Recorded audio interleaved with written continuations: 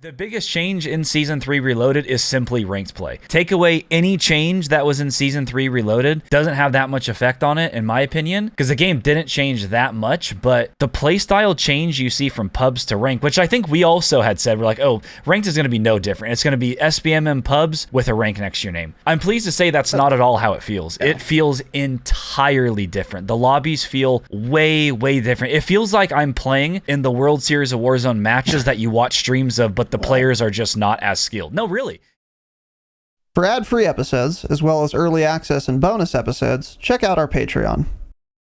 Activision devs do not play their own game. 3,000 devs can't figure out how to add a reconnect feature to a AAA title, I guess. I don't know. Because Infinity Ward doesn't tell their consumers anything. Maybe that'll take some of the sweats away from Shoot House.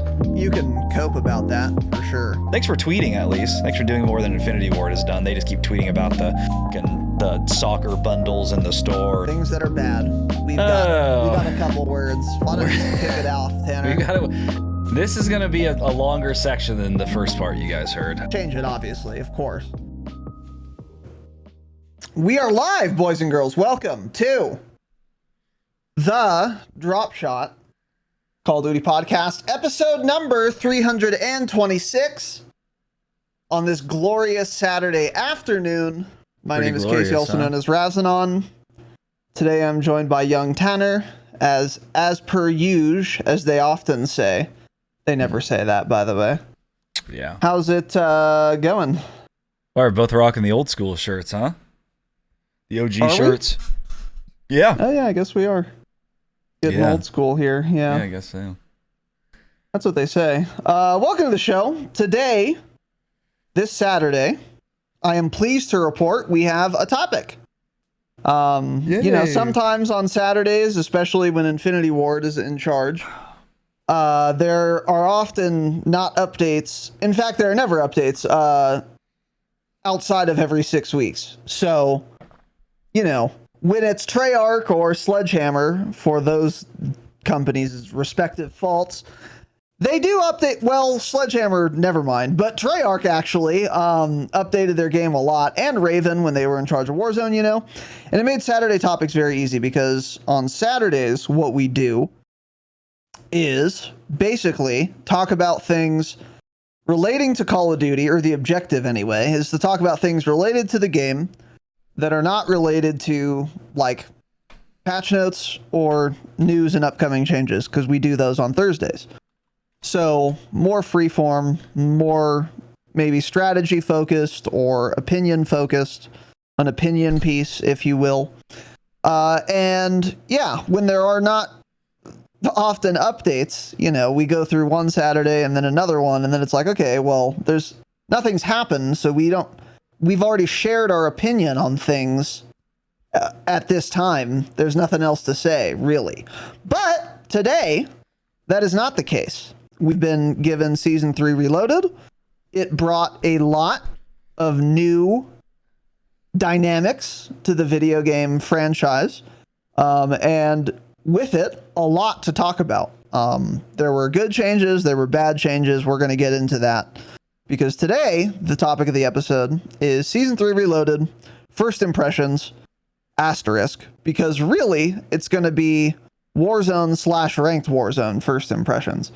That's pretty much all I've played since Season 3 Reloaded. I've played... Actually, it's virtually completely all I've played. I played like 5 minutes of an hatchery match to try and figure out if that Raptor scope was bugged, which it is. So then I left.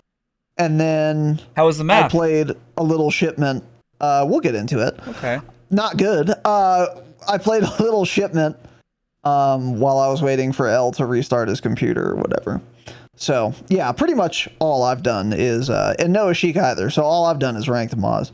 So that's going to be the bulk of what we talk about today. But that's also kind of where the bulk of the interesting changes were, so I don't think that's necessarily that bad. And Tanner's played other things as well. He's unlocked some pistols. We'll get into all that. But that is the topic for the episode today. And again, luckily, I think there's going to be a lot of content we can talk about on the back of this update. There are a ton of things we could do and will do for future Saturday episodes, I think, as well as Patreon bonus episodes. There are a ton of ideas we could talk about. For example, another Ashika brainstorm I think would be relevant. Another Warzone brainstorm would be relevant.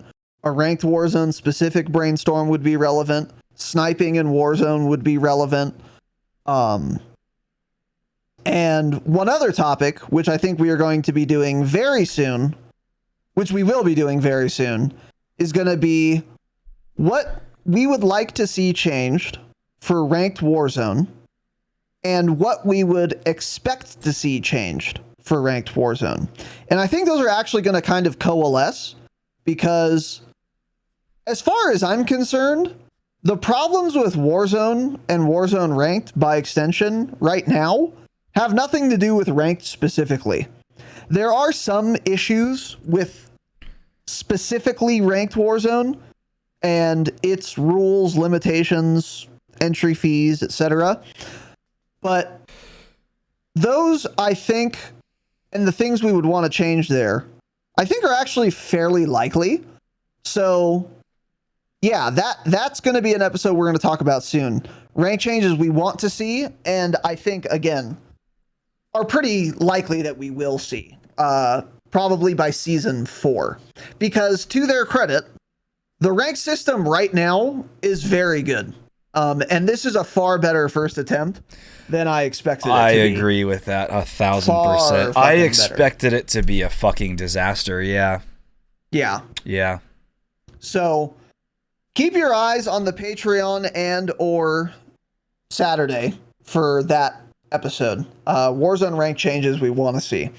I don't know which of those we will do. Whether we'll do that on Patreon or for a Saturday. Do you have any thoughts on that? For the changes we want to see episode? I don't know. Yeah, I'm not really sure. Because we can also, I think, do like a Warzone rank, like tips and things we're learning as we go. Because you only have to play a few matches to really learn how it plays and start figuring out some strategy and tips. So that could be a good one too. So I think one of those two would be Patreon. The other will probably be public, like next weekend. But I'm thinking your idea for public would probably be better. Actually, yeah. So I don't know. We'll figure it out. But anyways, just having ranked alone too will give us a lot of episodes going forward. Like ranked multiplayer, it was cool. We're not multiplayer players anymore. We're not 18, so we can't really compete in the close range at all. We're not on PEDs. And also, like people ask, are you guys going to do any more multiplayer episodes? Like ranked episodes? No, because nothing changes. They're going to use the same 2 guns till the season ends. So it's like, what else can we really talk about? We're not going to play it that much. Ranked Warzone entirely different. Every streamer you watch is using a different gun setup, different perk setup. The gun meta will change, and that will affect rank. Unlike multiplayer, it's going to be the TAC 56 and the Vaznev forever until this game is dead. So, I think that'll give us a lot of cool topics as well going forward. So excited for that. Yeah, for sure. Yeah, the thing about multiplayer is when we very first started this podcast, that was the only focus, really, because there was no Warzone at the time when we started the program. But it came very soon after. So yeah, it was very multiplayer focused. But I mean, first of all, we've never been CDL players. Like Tanner did some when he was 12. He did some like semi-pro, amateur, whatever league. But this was like 4v4 on COD 4, keyboard and mouse with like a giga restricted rule set. I think the vast majority of the things, that experience translates to ranked multiplayer in 2023 in Call of Duty Modern Warfare 2 2022 222. And likewise, I've never been a fucking ranked multiplayer player in COD ever by any stripe. So we would have to play so much more ranked multiplayer specifically to like learn much more about it Because like anything, if you're learning like a new skill, you'll learn a lot in the first, whatever. Let's say, 2 months. You'll learn a lot because you don't know anything. So like learning the basics is going to happen fast. So if I was going to start doing archery, for example, I don't know a single goddamn thing about shooting a bow and arrow. So if I went on my first day with like a teacher for an hour, I would learn a ton. And then I'd be able to tell you guys who have never shot a bow and arrow before a lot. Like, oh, here's how you're supposed to stand. Here's how you knock the arrow. Right? Do you keep your eyes open or not? Blah, blah, blah. And then in like a month's time, I would be refining those things, but I wouldn't learn like much more. And I'd have to become really good to give like additional, like specialized tips, And with Warzone, we've been playing it since it came out. So we already have like a really solid base, and we played a ton of Warzone. So when we do episodes like all about Warzone, when we did that episode for Warzone 1, that was based on like a lot of experience. So we had all the basics, obviously, and then we had like a ton of experience to go into more detail and provide more kind of significant insights that a casual player might not have access to. The problem with multiplayer is we can't do that because we've played as much ranked multiplayer as a casual ranked multiplayer player has. So we are either not going to be saying anything new, or we're not going to have access to information the more competent, more experienced ranked multiplayer players in our audience will have access to. So yeah, if you're expecting multiplayer content, this was kind of more long-winded than it needed to be. If you're expecting more multiplayer content, it's not happening, especially not for ranked multiplayer. Maybe pubs, but another thing Tanner and I were talking about behind the scenes is I think, especially among our listeners, there are really like probably 3 categories of players. Ranked 4 categories of players. Number 1, which is the vast majority of you, don't play at all. Number 2 is ranked multiplayer players. And again, for those people, we can't give you much ranked multiplayer. We can't give you any ranked multiplayer insight that you don't have already and more of. So that's off the table. And then Ashika Island players, which we will continue to serve. And then ranked Warzone players, which we will likewise continue to serve. I don't think there exists anyone in our Discord who plays pubs Moz or pubs multiplayer. I think those modes are just dead as far as people who listen to the Dropshot, a Call of Duty podcast, are concerned. Could be wrong. Don't think so, though. Certainly not based on our Discord, by the way. If you play Moz, you're playing ranked Moz, and if you play multiplayer, you're playing ranked multiplayer.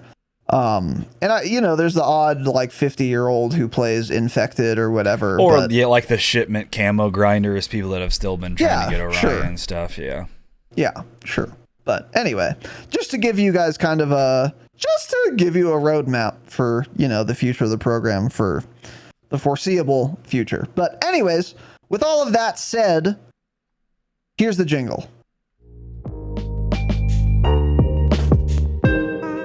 Crazy you thought you could get me there, huh? I was pretty close to, I think. The boys are playing Scum. All right, I'll see you later. Later. See ya. Got that base built up. Oh, is Diablo 4 out? No, it's I saw Bandit just got on Diablo 12th 4. weekend of the beta or something. Oh, really? Yeah, something like that.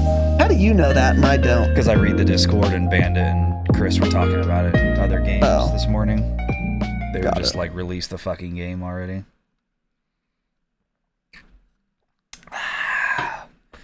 Great sip of water. Great sip of water. Good for you, man. All right. Now, Season 3 Reloaded. First impressions. Wow. So we're gonna start with the things we have less experience with so far in this season. The new guns, first of all. So they added the FTAC Siege and then the full auto Deagles. I have not literally seen them yet in game. Haven't unlocked them. Started a little bit too, and then my team got on, so we played ranked Warzone. I have been shot by the FTAC Siege a number of times in ranked Warzone, much to my chagrin. However, in the game, of the 5 times, not 5, I think it was 3 though.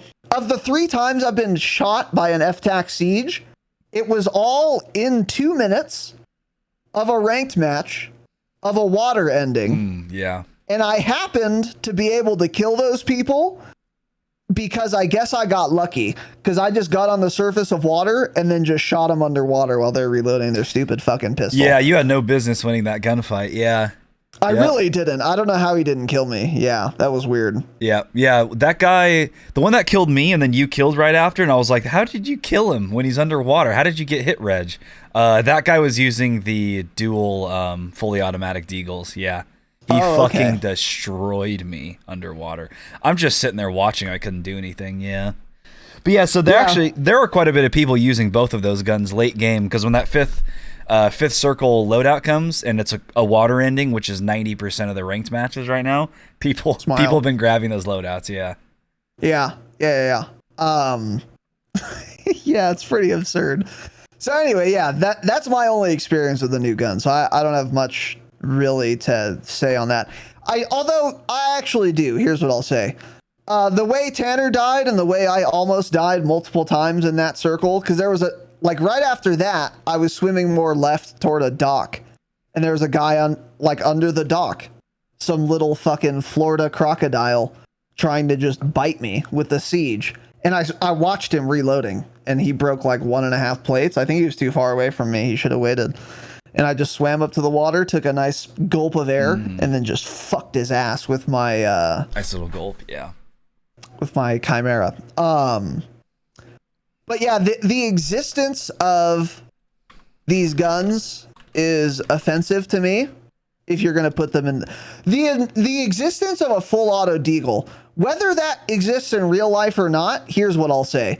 If it's real in real life, stop making that gun Remington or whoever makes deagles.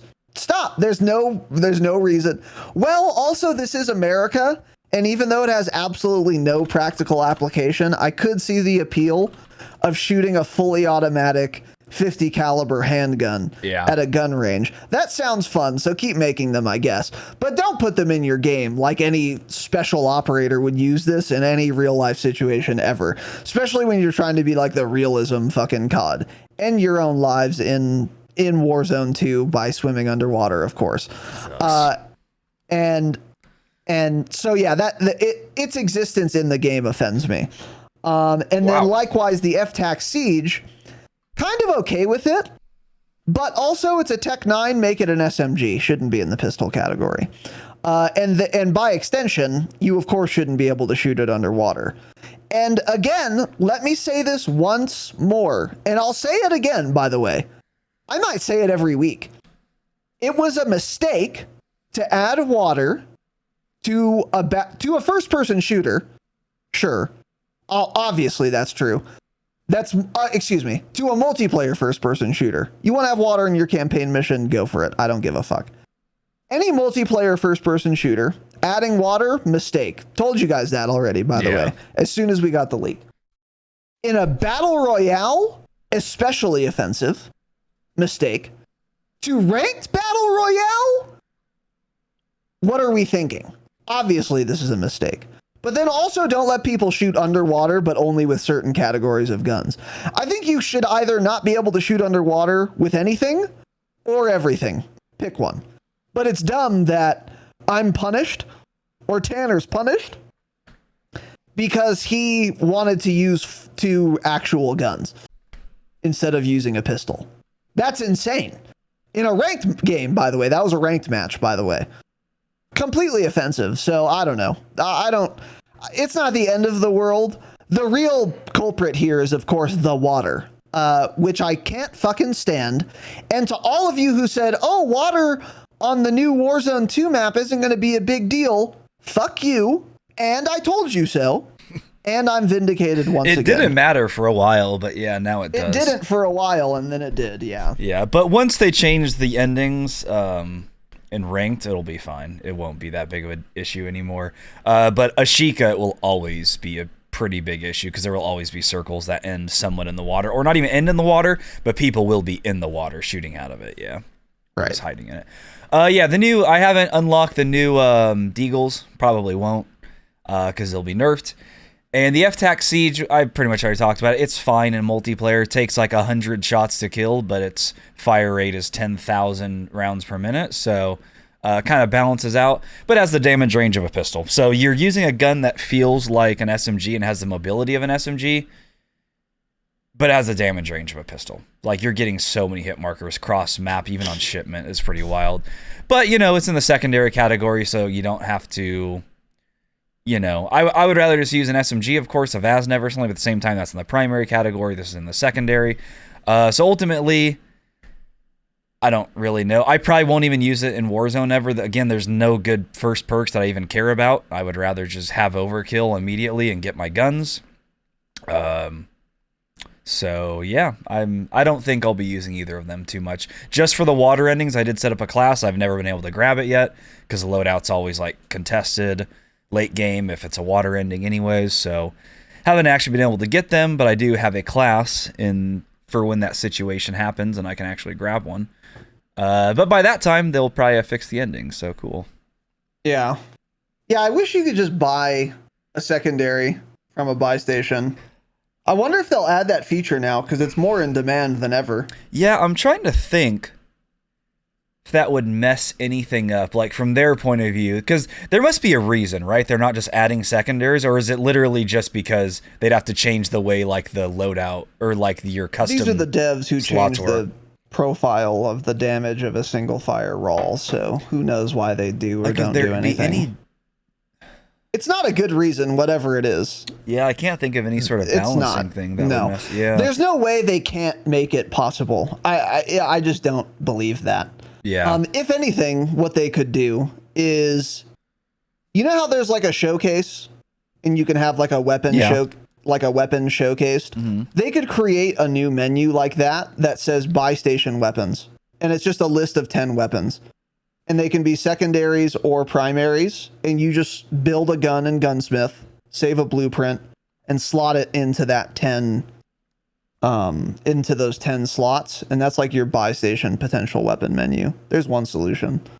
Because yeah, you're right. Like if it was because right now it takes all your custom classes. It just takes the first gun in it, yeah. And it takes the first gun, and that's already a pretty large menu. So if it took both guns, I could see them being like, this is too many guns for like ease of use purposes, which is fair, honestly, because I wouldn't want to have to scroll through each secondary if I want to buy like custom class 7 primary, I get that. That's fair.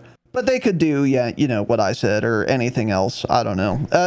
Again, I don't make $3 million per day, unlike Activision, or probably more than that now, actually. Shout out to DMZ pay to win skins. So it's their fucking job to figure it out, not mine, but there's one easy recommendation. But yeah, I don't know. I would like, maybe I wouldn't like to see that because I don't particularly love getting shot by pistols underwater, but then I could be the guy doing it, I guess. If they let you do secondaries, though, then you would also be able to get launchers, which could turn maybe toxic pretty quickly in some regard. If you can, if you're in a certain situation at a buy station, you can just buy a launcher real quick. That could be pretty fucking dog shit as well. So I don't know.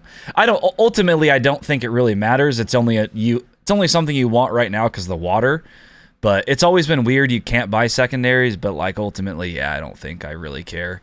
It's not the end of the world. I agree. Yeah. So anyway, yeah, that's kind of it on the new guns. Moving on to multiplayer, very little to say on this. They added some new game modes. They added Face Off and Giant Infected, which is cool, I guess. Just like in MW19, there is currently almost certainly an unintended avenue to unlock a nuclear calling card in Giant Infected, meaning you can get a nuke in Giant Infected. This is what Exclusive Ace did when Giant Infected was released 4 years ago. In fact, in Modern Warfare 2019, they added Giant Infected, Ace went in, and they also added a new calling card. Maybe on the same update also. I swear they just repeat the same roadmap with the mistakes included. It's kind of crazy. Yeah, that is. And he was like, oh, I'll just get a nuke. So he did. And then he had the new calling card. And then they patched that to be not possible in Giant Infected like a couple days later. That's probably going to happen again. But if you care about the new calling card, it's never going to get easier than right now. Go play Giant Infected and farm zombies, and you can get an easy nuke. Now, you have to do it 10 fucking times, so, you know, you're more patient than I if you're going to go for that. But yeah. That will be the easiest way to get 10 nukes for sure. Yeah. So that's cool. But anyway, yeah, I have nothing to add on that. I mean, there are 2 new game modes. Cool, don't care. And then we also got the new map, Aldoran Hatchery. I have played, again, I loaded into the map with a sniper with a Raptor scope on it. This is the sniper scope that can lead shots for you if you're on a controller, I guess, because it's not possible on keyboard and mouse. It's bugged. Yeah, the bind doesn't work. Mine doesn't either. The way it works is you put on the Raptor scope and then you load into the game and then you aim down sight. And then it will say, press your melee button, in my case, Q, to set range. And then once the range is set, it'll show you how far away it is. So like 350 meters, whatever. And then it will also, using that range, determine where your bullet will be if you shoot at something at that range. Problem is, again, probably keyboard and mouse specific. When I press Q to set the range, which is what the game is telling me to do on my screen, it doesn't in fact set the range. I can't set the range. So I can't use it. So that's cool. Yeah, I don't know if this bug is new or not. But yeah, Tanner and I both tested it. I suspect it is not a PC problem. I suspect it is a keyboard and mouse problem. Cool, fix it. Never will. Don't really care that much. So I said, oh, okay. So that's the only time I was in Hatchery. I was trying to make this scope work because it wasn't working in the firing range. I thought maybe it's in the firing range. It doesn't work. Not true. It just doesn't work. Awesome.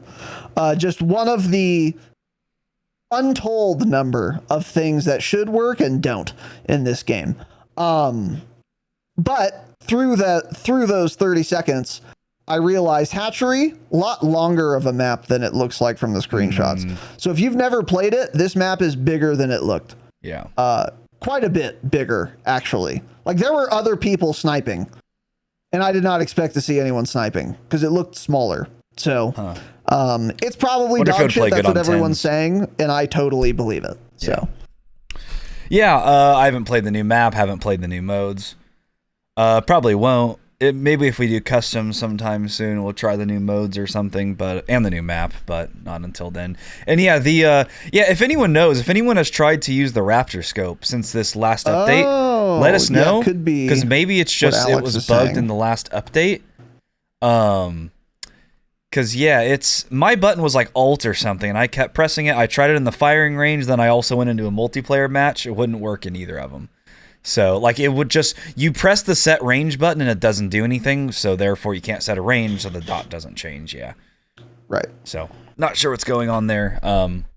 But if you're having the same problem on controller, let us know. But yeah, nothing else to add on multiplayer at all.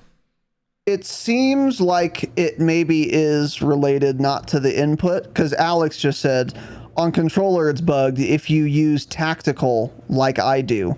So I guess tactical is the keybind he has tied to special use in scope or something. So if it wasn't tied to tactical and was instead its own keybind, maybe it would work.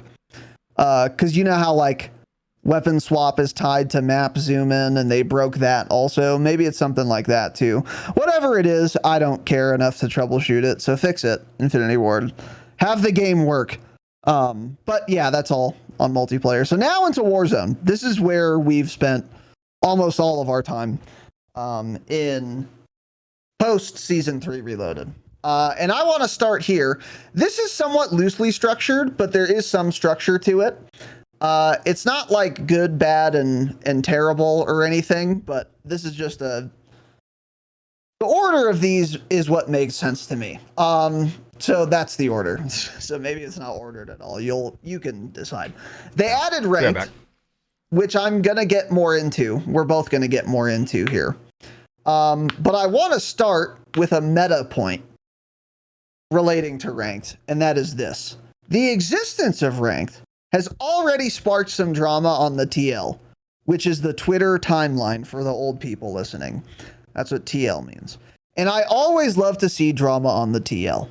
If you listen to a Call of Duty podcast, you are probably also plugged in to the streamer, creator, YouTuber, CDL pro kind of ecosystem online, where you probably follow some, Warzone pros like Aiden and Jowo and shit on Twitter, and you're following them on TikTok, and therefore you will likewise be treated to the delicious morsels of BM, which is bad manner for the young kids in chat, because old people will know what BM means. That's an old fucking phrase. But the flaming, the shit talking between all of these streamers, and it's already started. And ranked is only going to incense people far more to get angry and therefore post a clip on Twitter or fire off just an insult on Twitter.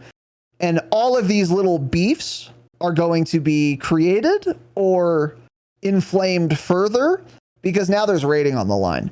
And also, you can use rating as a new tool to attack other streamers or content creators that you don't like for maybe unrelated reasons, which is all fantastic. And I love to see it. So the first drama TL on the TL that I've seen, as a direct result of ranked, by the way, is Tanner treated me to this fun and exciting little tweet where Jowo had his TikTok editor make a very highly produced TikTok of him killing OP Marked, friend of the pod, in ranked Warzone. And evidently the reason for the animus is that OP Marked was using the infinite drill charge exploit that we talked about in our last episode. And despite this, according to the TikTok, Jowo's team ended up still killing him. So I guess we could talk about whether using the exploit is bad or not. We'll get into that in a second. But my main point here is that if you enjoy drama, if you enjoy beefs, internet beefs, say it to my face in Discord, things of this nature, you are now entering the golden age of Call of Duty shit talking, because it's only going to get worse and more toxic. And I'm very excited about that. Maybe the best part of this update is all of the beefs it's going to create and make worse and more toxic, because you might die in pubs to some kid you don't like, whatever. You die in ranked, you lose rating, or you farm some kid for rating who you don't like. Oh, you're really incentivized to make a tweet now, rather. Mm-hmm. And I'm all here for it. Very deeply excited. Yeah, it's pretty cool. Have you seen any more drama besides the Jowo tweet? Yeah, there's been a lot of drama in our Discord because I just yesterday I had to drop Raz from my rank squad. Yeah, so you are dropped from my rank squad. Yeah, unfortunately. I was replaced by L and Jakin. Yeah. Yeah, so you're no longer on my rank squad. It was fun playing with you while it lasted, but yeah, you're not on it anymore. So that sucks for you.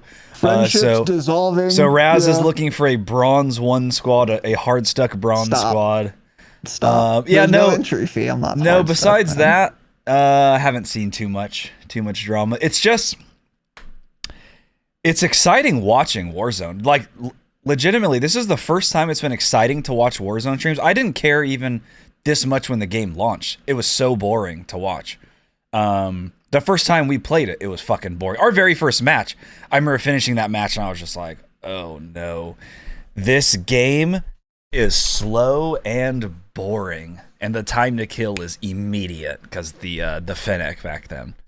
Yeah. But now it's like I'm watching Warzone streams. That's fucking wild, man. I'm like going between them, watching the game endings. I went back and watched the VOD of Noobs, Mutex, and Rated killing us towards the end of the match when we were fighting them nonstop. It's very exciting. Like just listening to the comms, it's like listening to a CDL match, them calming the entire game. That's how it sounds. But Warzone, unlike the CDL, is actually interesting to watch in my opinion. So it's very exciting seeing these guys like get really into it, and you can tell they're extremely invested, and they'll be like, got one knock, push him, and they're like really good comms, really fun, exciting plays. So yeah, there's going to be just like a lot of excitement coming from it that way, which will... That's true too. That's a good even point. for the casuals that don't necessarily care about playing ranked, I think you can definitely find some excitement in watching some of these streams now because of how invested they are. Because when they don't care as much and they're not excited as much playing and they're just kind of playing pubs, Moz, it's like whatever. But now I think you'll actually find it interesting because of like everything that's going on in the match the whole time. I'm really glad you brought that up. That's a great point. Yeah, because all these creators up until this time have been talking about Warzone 2 is dead, Call of Duty's dead. Look at the Twitch viewership numbers. We showed you guys a chart recently. A bunch of different YouTubers and streamers saying my video views are at an all-time low. My stream numbers are at an all-time low. I'm playing fucking Combat Master because that's the only way I can make money, or I'm going to be thrown out on the street. And now all of a sudden, unsurprisingly, those numbers have ticked way back up. I've seen a bunch of tweets from people saying like, "Oh, check out these Twitch numbers. Like right now there are 200,000 people watching Call of Duty when last month it was 20,000." Or like, "Oh, my videos are doing well." And this is not surprising because, as I said, watching Iceman Isaac get his 100th nuke in Warzone is just not interesting to anyone after the first week that contract came out. And that's what all these Warzone streamers were doing, is they were farming nuke contracts in Warzone, which was cool and interesting and exciting when they first came out. And especially from a casual perspective where you're never getting a nuke contract done. But they've seen it hundreds of times now. So of course they left the stream. Of course they're not watching those videos anymore. But now with ranked, it's kind of always exciting because you're always there's always something on the line. And believe it or not, it is actually more relatable for a casual to watch even a top 250 ranked Warzone lobby than to watch a bunch of really good Warzone players get a new contract or complete one. Yeah. That's way more relatable, and they can learn way more from it. So they get both more utility and more enjoyment. So yeah, it's no surprise that like the viewer numbers go way up. It's way more exciting. When I watch, Joe and whoever Huskers and Symphony get a nuke or going for a nuke contract in Warzone 2, I leave the stream. Oh, because yeah. here's what's going to happen. They're probably going to get the nuke contract because it's unranked and they're just farming kids because they're better than everyone in the lobby by far. Or they're not going to get it and no one cares. They already have the nuke skin. They don't care. I've already seen this contract done. I don't care. No one cares. But now they always care. You always care because you always want to earn rating or not lose rating or earn more rating. So yeah, that's been a huge boon as well from a viewer perspective, similarly to all the drama for those of us who are Keemstar subscribers or whatever. But also for the reason you mentioned, the viewer experience got better for the other reason as well, which is ranked is always exciting to watch. For sure. So yeah, I'm really glad you brought that up. That's a great point. Yeah, I just opened solely Gnome real quick. The Warzone category is popping compared to Just what it was booming, over the last. I mean, it's still not even close to like peak Verdansk or anything, but it's far better than it was. And that's not going to happen just immediately with the update. If people find it exciting, they'll slowly start working their way back into the streams, watching it more. Maybe those people will start playing the game more. But yeah, it's like everything. Hours watched is up 100% in the last 3 days. Average viewers is up 102%. Max viewers up 105%. Channels streaming up 20%. Yeah, it's all like going back up just because of that. And sure, there was just an update, but as we saw with Season 3, that update like didn't change anything. Like the player numbers did not change whatsoever. Players. Yeah.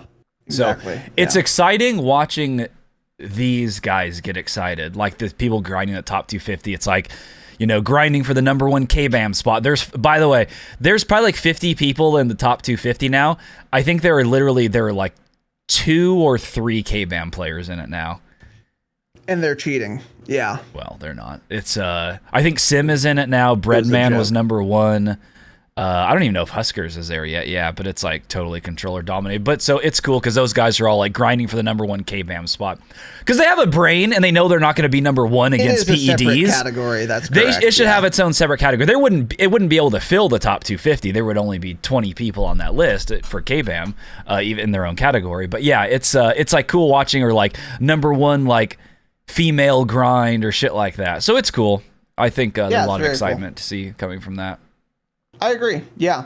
One thing that I was just reminded of, shout out to Biggie Smalls in YouTube chat. Unfortunately, the excitement for ranked has deprived me of people getting mad on Twitter about the Nick Merckx skin, which is now out. So we got what? Nick Merckx and Tim the Tapman. Those are the two operator skins. They don't come out until May 31st. Oh, okay. Oh, maybe the drama will come up then. Yeah. Yeah. But yeah, Nick Merckx confirmed. He was streaming Warzone, so you know, I saw him yesterday on it. He even tweeted about that too. He was like, "I get it, guys. Warzone is still Warzone, but honestly, having a lot of fun. Ranked is like what I want to play, so it's exciting to play for something. Blah blah." Hashtag COD partner at the end, of course, but hashtag COD partner. That's I wonder if they actually have to like strike a deal when they get these skins. It's like you have to stream the game this many hours in a month. Do you think they would do that? I would be amazed if they didn't. Yeah. Probably like the first week or first 30 days, you have to stream X amount of hours of our game. Yeah. Yeah. Almost exactly something like that, I would imagine. Yeah. Yeah. When do we get our skins? That's a great question. Yeah, I'd love an inked up fucking operator skin. You think they can make the color that vibrant for your arm? I don't know, man. It'd be tough. They'd have to add some saturation filters. Yeah. Well, I'd obviously be wearing long pants. So yeah. Otherwise, the game would be rated X. But anyway, because my cock drags on the floor. Because it's huge. Yeah. So anyway, moving on. That was kind of a broad point, but it's very cool from a viewer perspective, which is also good for the creators, by the way. There's more incentive to make COD content because there's more money there because there are more eyeballs. So it's all good. Moving on is the TTK change. It's another kind of broader point. They didn't exactly change the time to kill directly by like increasing health or anything, but they made a bunch of changes, particularly maximum armor damage. They added that value to a ton of the SMGs, which is a way to slow down the time to kill up close. Because if you're fully plated, and before this change, a headshot with a Vaznev was 50 damage. Well, now, if the maximum armor damage value for a Vaznev is only 40, then you can't get more than 40 damage while the person has plates. So it did effectively slow down the time to kill. And this applies far away as well. But it was more needed up close. Was this change that was designed to slow down the TTK noticeable to you, Tanner? No, so it really didn't change. And I'm trying to find the tweets. It was either True Game Data or JGod talked about it. Because when they say armor damage, like almost all of that armor damage like falls under like headshots or something. It's very weird. So like basically what one of them said, I can't find the tweet. You only meet the you only exceed the threshold of max armor damage if you hit a headshot. Basically, I could see that like what he said, like for the ISO, for example, and other guns, like the time to kill up to a certain range, like literally did not change. Like for all the nerfs the ISO got, it has the identical time to kill up to like 39 meters or something. Like it didn't change. Like like what they said they wanted it to do up close, I don't think actually changed anything whatsoever. I cannot find the tweet. Well, yeah, while you look for that, I will say that makes sense because I certainly did not notice a time to kill. To answer your question, correct. There's no time to kill change. Yeah.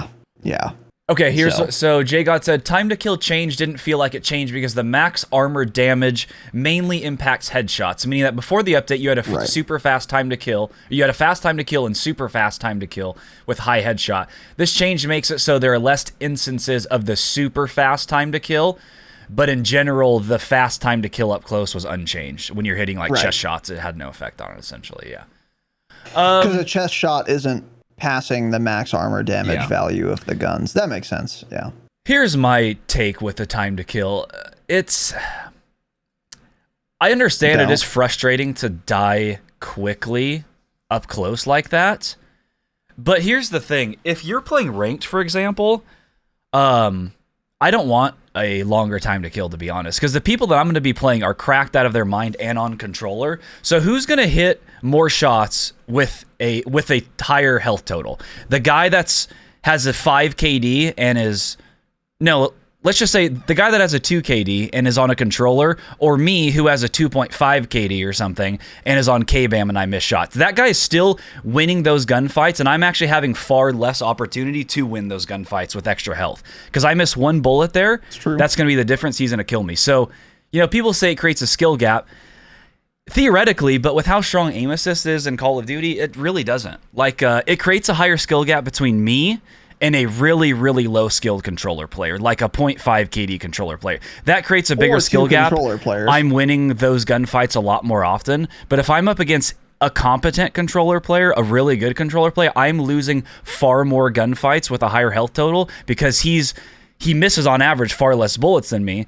That guy's going to kill me with higher health every time. So that's kind of where I'm at with it. It is frustrating to die, too, but I don't know realistically if I really want more health in the game. I don't know. Because I know like Metaphor has always talked about this, like all the way back to like Warzone 1 Iron Trials. He's like, I'm pretty sure he didn't play Iron Trials because he said he couldn't compete with controller players because he has to hit every single shot and like not miss once with that health total.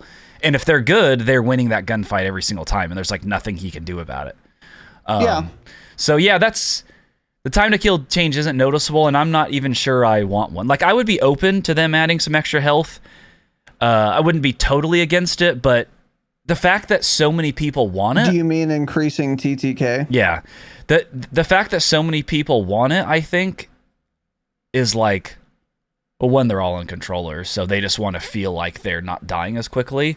But I don't know. I just think it's a major hit to KBAM players if they were to raise the health.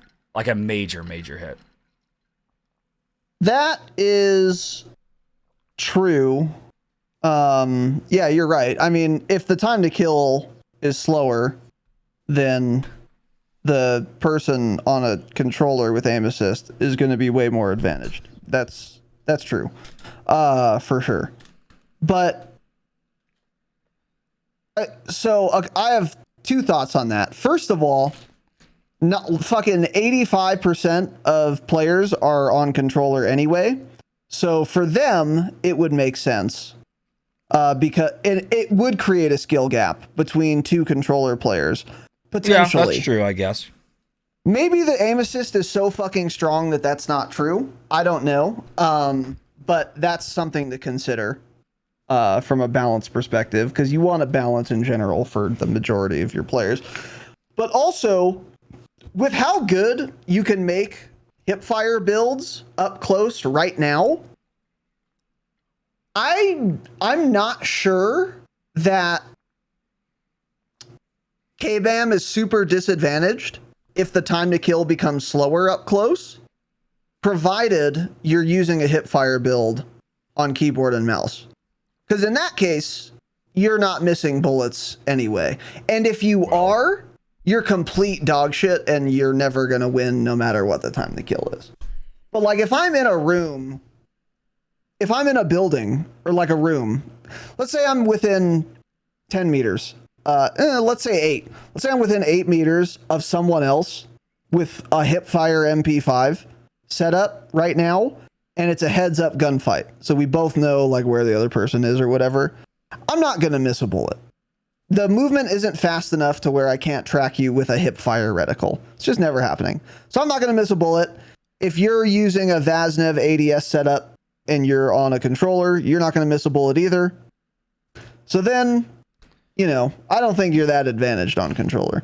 But if you're using like an ADS setup or something, then I completely agree with you. Yeah, especially with how good the strafe speed is for a lot of these meta SMGs right now. They're going to be strafing fucking circles around you, and they're not going to be missing shots while they do it. So if you're using an ADS build also, yeah, you're going to get fucking clowned. That's absolutely true.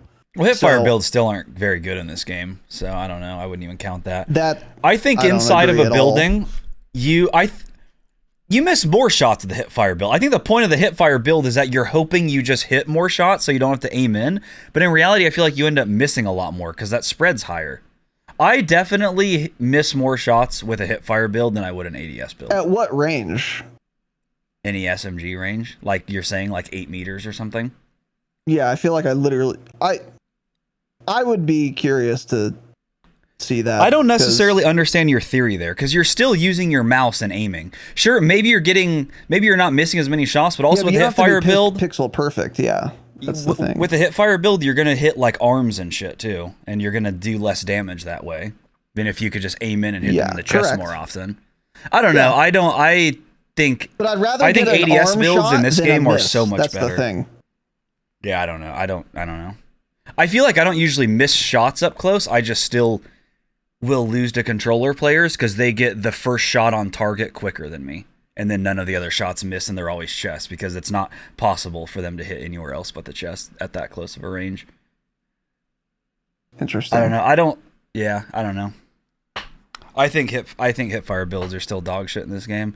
They were like mostly good in Warzone 1 because the reticle was so fucking small. It was like basically like being ADS'd, and like every shot you just hold down would hit them in the chest because it wouldn't spread. Did you try the exclusive Ace MP5 build? No. I didn't try that maybe that's the problem. Because it's really fucking small, dude. Like, it's really, really good with the MP5. It's really insane. I think you'd be surprised if you saw it. But if you prefer aim down sight builds, then obviously use them. I don't know. But anyways, the broad point, they said they were aiming to change the TTK. I don't think they did. And I guess the numbers bear this out as well, according to JGod and True Game Data. So yeah, that's not surprising. I would still like to see the up close time to kill changed. Or made slower. Because especially now, there is, like, now that I can sprint while plating, for example, and some of the movement speeds got marginally increased, there are times now that I do run away and get away and live, where before the running while plating, I didn't. So I think it is relevant if there's a slower up close time to kill, and it will provide me with situations where through movement or positioning or outflanking or like jumping out of a window quick and taking a smart route, you can introduce a skill gap where there isn't one right now. I think there is still opportunity for that. And therefore, I would like to see the time to kill up close made slower. Not through a health increase, but through a multiplier change on these SMGs. Headshot multiplier and limb multipliers basically just getting drastically reduced for SMGs and pistols.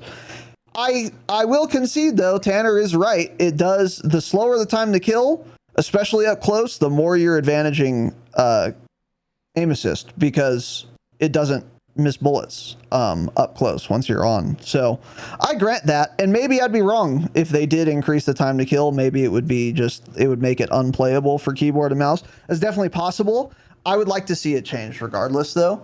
and then, maybe I would change my mind. But either way, that's one thing that did change with this update. And for the vast majority of you, the controller versus keyboard and mouse thing doesn't matter. Most of you are on controller. So for you guys, I think it would also be good if the TTK up close was slower, because then there would be more outplay potential for controller versus controller gunfights, which is the majority of Warzone gunfights. So just something to keep in mind. But the point is, the time to kill change they said they were going to make, they didn't really make at all. And if they made the time to kill long range or mid range slower, that would be bad. I think the time to kill at mid and long range is perfectly fine where it is right now. I think it's in a solid spot in general. I don't die too quickly at 40 meters, and I don't die too slowly either. Yeah. I think it's pretty good right now, which is nice. So anyway, moving on. Another thing I've been noticing, particularly with the update, this could be because it's new update day, but I actually don't think it is. I think this is because of weapon stats. There is a lot of weapon variety, even in ranked Warzone, where everyone is incentivized to use just the meta best build, but no one's really totally sure what that is. The most popular AR, or primary, no doubt, still in ranked Warzone is the Hemlock, because, as Tanner said, I guess, according to True Game Data, its time to kill didn't really change despite the nerfs at its mid-range. Yeah. But I'm seeing a lot of weapon variety when I look at streams, and to some degree in game as well. I'm seeing mostly Hemlocks, but I'm also seeing that LMG, the Seiken, I think that's coming back. I've seen some RPKs that's potentially coming back. I feel like there are other ARs. I'm seeing snipers as well, quite a few of them. So that's introduced, which is cool, because I don't want everyone to be sniping, nor do I want everyone to be using an AR. I'd like some variety, and that's what I'm seeing, which is nice. And I think there might be one or two other ARs/LMGs that are in the mix there. Oh yeah, the TAC 56. I'm seeing a fair amount of those because it got buffed according to the patch notes. I don't know if that's true or not, but I've seen a couple of those as well. And the point there is that I like the weapon variety. It's cool. I'm frankly surprised by it for primaries, not for secondaries. And I would like to see this trend continue. And I would say too, yeah, there's like, if you want max time to kill, here's another thing I haven't been seeing enough. Well, I have been seeing enough of, but the secret weapon, of course. And because we're going to talk about it right now, just like what happened with the Raw, some spiteful dev who's an incompetent piece of shit who can't do his job. And if you work at Activision, fuck you, especially Infinity Ward. So some spiteful dev is going to nerf this like they did the RAL, since we talked about it, even though no one was using it. The Cronin Squall. For example, if you want to get Giga Max TTK, you can control recoil, you're gonna rape everyone with a Cronin Squall as your primary wild AR. How fast it kills compared to the Hemlock. Yep. But if that's too much for you, then you can go to the Hemlock. And I wouldn't say either of those two guns are overpowered compared to the other one. It's a similar calculus that we saw in Warzone 1, where some people would prefer the AMAX, some people would prefer the Kilo. Do you want higher TTK on paper, but more difficult to control? Or do you want pretty much guaranteed to land all your shots, but if you are fighting someone with an AMAX who's really good, they're going to kill you? Yeah. What do you want to do? It's nice to have the option there, which I don't think we've really seen much up until this point, so that's very cool. Yeah, there is a lot of... Yeah, there's people running the Hemlock, like you said, people running the explosive snipers. I see Vaznevs, I see Chimeras, I see Lockman subs, the Cronin Squall, the TAC 56. Weapon balance right now is the best it's been in Warzone 2, for sure. There are a lot of different guns in you. So yeah, I personally, I tried the ISO. After you use the Cronin and you find a Cronin build you like and can control the recoil enough, It kills so much faster. Like, you notice it right away. It is such a big difference.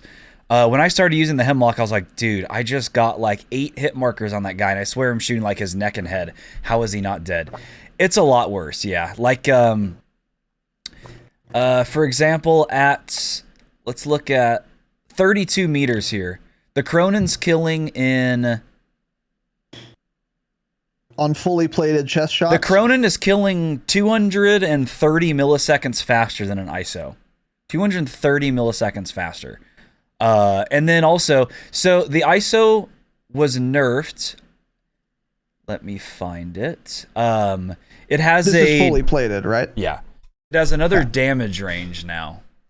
Is basically how it works. Or it's gave it the kilo treatment. Yeah, so let me find it. So it went from at about 50 meters, the time to kill went from about 1,000 milliseconds to over 1,100 milliseconds. That's a slow ass time to kill. That's really slow. This is why the game doesn't need more health. That's a slow time to kill already, and that's what everyone's using. That's why the game doesn't need more health. That's a Caldera time to kill right there. Yeah. And you can't zoom in as much, so it's actually still... Without Caldera, no recoil guns. Yeah, exactly. So I prefer the Hemlock. I mean, sorry. I prefer the Cronin after trying both of them. I need to try that in Moz. Yeah, because the thing I was finding with the Hemlock is like, okay, yeah, I'm hitting a lot of shots at range, but the guys are just getting away and plating. And the Cronin, yes, it's not as good at range, but you're either... So much of the fighting in ranked play is closer range, too. So it's great for a Sheikah. Cronin Squall, far and away, the best... fully automatic gun on a Sheikah, in my opinion. And I think anyone can use it there and control it. Ranked play could be a little different. There are some long engagements, but when it gets like late game, like fifth circle, and there's still 35 people left, you are melting SMGs at 15 meters. If that guy's trying to use an SMG, or if he tries to bust out his Hemlock, I'm winning that gunfight every single time because it kills so much faster. Someone jumps up on like a roof to peek us, which happens a lot in ranked. Like, you'll be below them, they know you're running up, so they hop up on the ledge and they start looking down. It's like 4 shots to their neck, head at the most, and they're downed. And they're just like... They don't even have time to react at that range, and that is like 200 milliseconds faster than what the Hemlock does. So, frankly, I'm incredibly surprised it wasn't nerfed in the Season 3 Reloaded update. That's because not enough people are using it. And you don't see it a lot. It's mostly K-BAM players. So Huskers has been running it. I think Breadman was running it. Controller players don't run it as much because the recoil is up and to the left, and it's kind of weird to control. I also think part of it too is that unlocking it was fucking annoying. So a lot of people are probably like too lazy to unlock it. And that's why you're seeing fewer of them. It was like what was it? Was it like headshots with battle rifles? I thought you just got it. It was in the rifles? I thought it was just in the battle pass. Oh wait, was it? What am I thinking of? I don't know.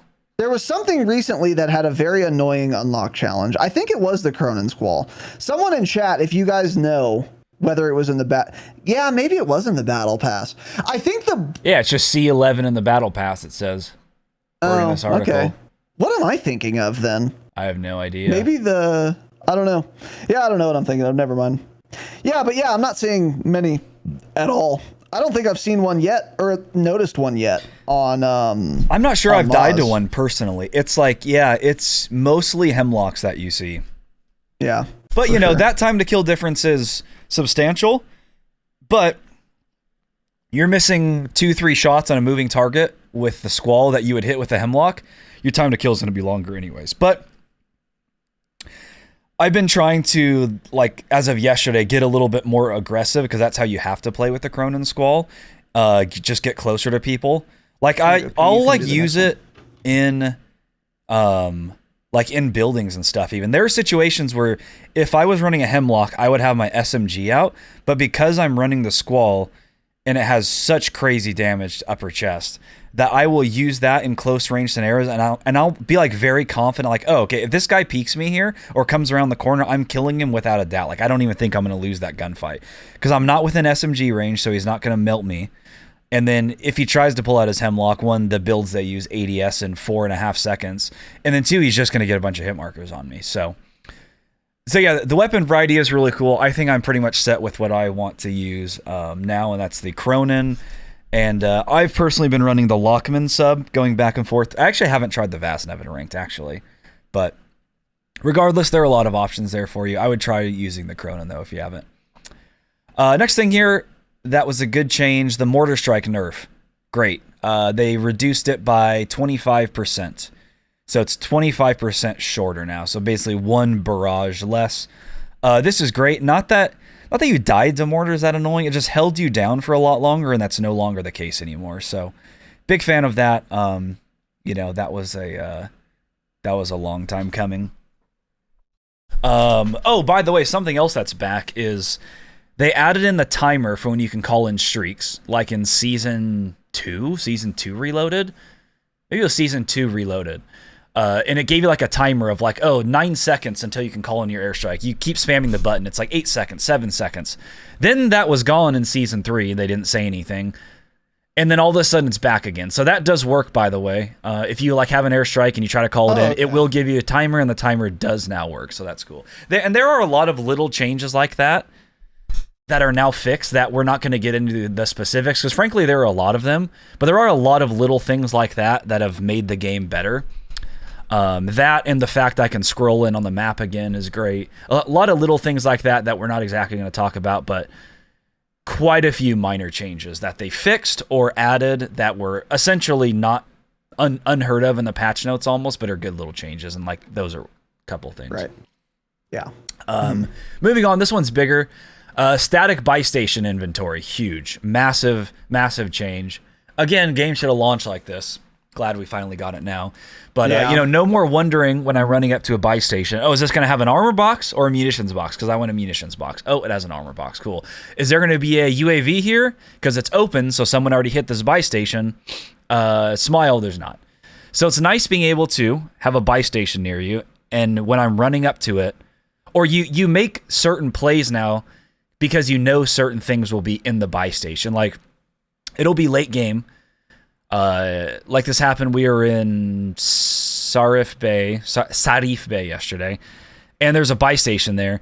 And it's like, if that is not a static buy station, I think I'm just ignoring it.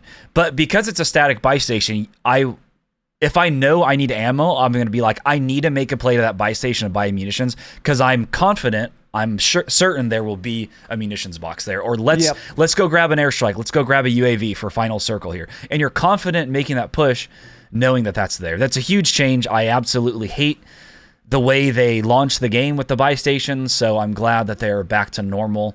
And it's a good system. And there's, the UI, the menu, all of it seems a little bit better now too. So all that changed for the better. Yeah, for sure. I still don't know if the 2 self-reses, for example, per buy station is per team that hits it, or per station itself. Because I don't think I've gone to a buy station where the self-reses are correct. Out of stock. I think it is per team. Which would be better. Yeah, it must be per team, I guess. Well, I don't know, though. I don't know either. I guess I'm not 100% sure. Yeah, I was just kind of assuming the only that. way to confirm it would be to falsify it. Find a buy and there's no selfs there. I feel like from their point of view, it's a lot easier to just code it so that there are just 2 self-revives there, period. Rather than per team. And that's how it used to work. It was buy station dependent, not team dependent. So I don't really know. I don't know. Good question. But either way, self-revives are, common enough anyways. Things like that I'm not checking for often. I agree. The static buy inventory is very good. And the selections are nice as well. They have both boxes, gas masks, some streaks, loadout, obviously, and then, of course, UAVs. These things make sense to be unlimited, and at every buy, for sure. Especially gas masks and boxes. Like, if I'm taking the risk to go to a buy station, which is always going to be riskier than not going to a buy station, because everyone wants to go to a buy station, then that alone should be enough risk. I shouldn't have to also gamble on whether or not it has fucking ammo in the first-person shooter game. And you have to spend money to buy it, so it's not like it's just free if you touch it or anything. So, that's I mean, this was obvious. It should have launched this way, but it's great that it's there. And the UAV change in particular was certainly a game changer. So they are now unlimited and they are at every buy, but they now cost $6,000. So this dramatically, I think this was the most dramatic change to the Warzone meta we've ever gotten in Warzone 2 in terms of how the game plays and feels and how you need to think about what you ought to do. So before this, there was very little reason to run Ghost. Now there is very little reason to not run Ghost. Whether you always are running Ghost or you have a perk package stowed, which we'll get into, that has Ghost, one of those two things is virtually a requirement to do well, especially in ranked Warzone, because I think if we got to end game of Warzone ranked, every single time we had an average of probably 12 UAVs called on us. Between UAVs, advanced UAVs, and UAV towers, I would say, and strongholds, I would say at least 12 probably per game. We are in UAV range.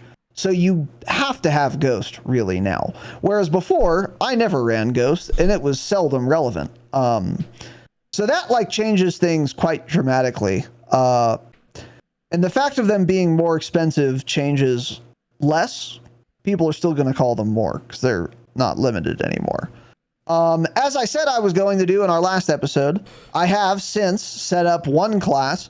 So like yesterday I was sniping. So I set up my class that had a sniper and like a pistol secondary, whatever. And on that class, my perk package had Ghost or vice versa. I don't remember, but no, wait, I do remember. No, I don't. Okay. It had Ghost, for example. And then I had another custom class that was identical, except instead of a sniper, it was a Chimera as my sniper support AR. And instead of Ghost, it had High Alert. So those would be, we would buy one loadout, I'd get one.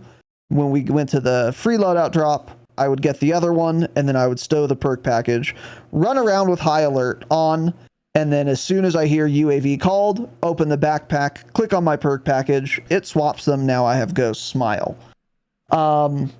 You have to do that now, whereas before I wouldn't have done that. It wouldn't have mattered enough, because there weren't enough UAVs.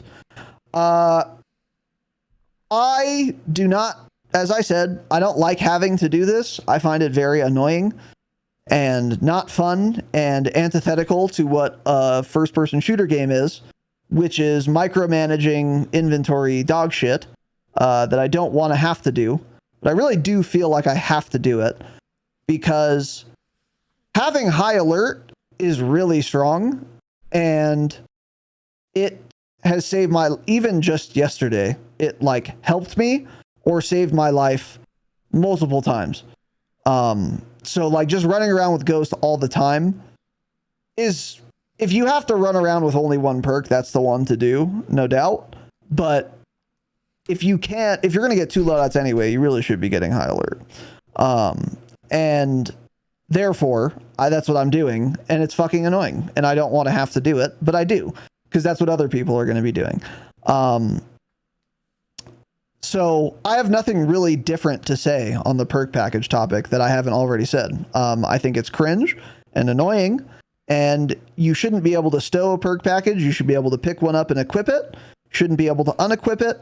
And if you want to swap it, that's fine, but it should just consume the perk package you had equipped when you pick up the new one. Yeah. You shouldn't be able to stow a perk package in any way. That shouldn't be possible, in other words. If they did that and only that, then I think perk packages would actually be kind of cool and balanced and would not require micromanagement. But since you can stow them, you could do a ton of cheese shit. The Ghost thing is one. Even when they fix the resupply bug, like I said last episode, that is still going to be a thing you could do as well. I haven't gone this far because now that's 4 permutations of perk packages, and I'd have to think about how that can be done, whatever. And you have teammates, so maybe just one teammate has a resupply thing. It's kind of silly, but if you're going for top 250, you have to eke out every advantage you can. So maybe that's something worth doing. But even when they fixed the bug with resupply, you could have one perk package equipped. You could have your resupply package equipped. Once you have 2 of your tacticals and lethals over the minute and a half it takes to regen both of them, then you just swap back to fast hands, and then you have the benefits of fast hands. You get in a gunfight, you use your lethals, and then once the gunfight is over, swap back to your resupply pack, let those things regen, and then by the time you're in your next gunfight, you will have gotten all the benefits of resupply and all the benefits of fast hands, only because this cheese is in the game. I hate it, and I don't think it'll ever change, but this is not the end of the world. There are there can be worse problems in a BR. Some of them exist. So if they never changed this, it wouldn't be the end of the world, but I do find it annoying and kind of cringe. What are your thoughts? By the way, on that, on the restock thing I was talking about on Thursday, like, I wasn't sure if you swap to resupply and then it starts regenning and it gets halfway and then you swap to your other perk package and then swap back. I wasn't sure if it completed or if it started from halfway again or started over. I tried it numerous times yesterday, and every single time it starts that fully over. So like one time I let my smoke get probably like 80% of the way to be restocked. I swapped my ghost package and I swapped back to restock to test it, and it was back at 0 again. Okay. So you do have to fully let it regen, which is good if they're going to do it that way. So yeah, so for me personally, I've just been sticking with Ghost the entire time, and I actually really haven't even been doing the perk package swapping anymore. So like when it comes to the UAV change, it's great for a Sheikah. It's great to be able to find people that way because the unlimited UAVs, and probably Moz pubs. But now with how many people, with UAVs being infinite, everyone is just running Ghost now, which almost defeats the purpose of having it, in my opinion. So me, I'm always having Ghost, always. Because even though, even if you get that ping that's like enemy UAV, at that point, they already saw you on the map. They already know you're there. So sure, you can swap to your high alert package, but they already saw your red dot on that first sweep anyways. So I just haven't even been doing the perk package swapping anymore. And I've been watching a lot of streamers. Most of them aren't doing it. Even they've been everyone just grabs Ghost. That's like the one perk everyone seems to run. Some people will run fast hands, some will run resupply, but most of them run double time. Most of them just grab overkill too, because again, there's no other good first perk, and most of them grab Ghost, and then it's either fast hands or resupply for the bonus perk. That's interesting. So that's what I've just been doing the whole time, not even worrying about it. Also, you can. I would prefer, especially late game, I think, to just have like an extra streak or an extra stack of plates in my backpack than have to be able to like switch to like my high alert and resupply package or something. I think it is good for like one teammate to have high alert, because since you're sticking together in ranked play too, there was like one time where, I don't know if it was, I think I was following Jake, or maybe it was you. I'd followed one of you guys across the street, and they were like, oh, I just got high alert behind me to my left. And I was like, oh shit, okay. And so like, sure enough, as I was crossing behind them, I dolphin dove right when I got to like the wall, and they started shooting at me. And I wouldn't have known that guy was there at all had someone not had high alert, of course. So I think actually you may be able to really like do some little plays there and like have just one person always run high alert and then like another 2 people always be ghosted. Because since you're together, if one person gets high alert, he's going to be able to tell you right where that's coming from, like always, because you guys are sticking so close together in ranked play. So I don't even think 3 people have to have high alert anyways, honestly. But yeah, so I've just been sticking with Ghost the whole time. Another thing with the UAVs in that regard is I think the play is actually like always popping an advanced UAV. I feel like just grabbing a UAV and popping it is almost a waste a lot of times, because you won't see very many people on radar, and the people you do see, you're like, okay, let's start heading this direction. There's a team here. Smile, there's a fully ghosted team right in the building in front of you, and then they kill you anyways. I almost feel like it's better, which you do hear a lot of advanced UAVs being called in. I feel like it's smarter to just save up for 3 and then pop them all at the same time so you get the probably advanced. True, actually. Yeah, that's a good idea. Because of how many ghosts there are. Because advanced will show ghosted players, yeah. Correct, yeah. So, yeah, that could be I think that could be the play. But yeah, so Yeah, I actually haven't right. even been swapping things. I've just been sticking with the Ghost the entire time.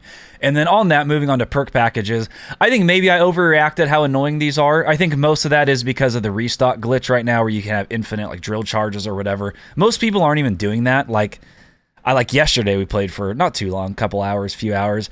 I don't think I ran into one person doing the glitch. It's not that common. I didn't do it either because I didn't want to be cheesy.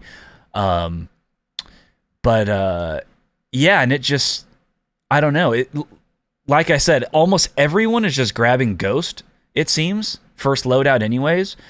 And since they're sticking together, I think High Alert's just less important for everyone to have. I think it's just a waste at that point. So, yeah, I don't know. I still don't like the perk package system like you were saying.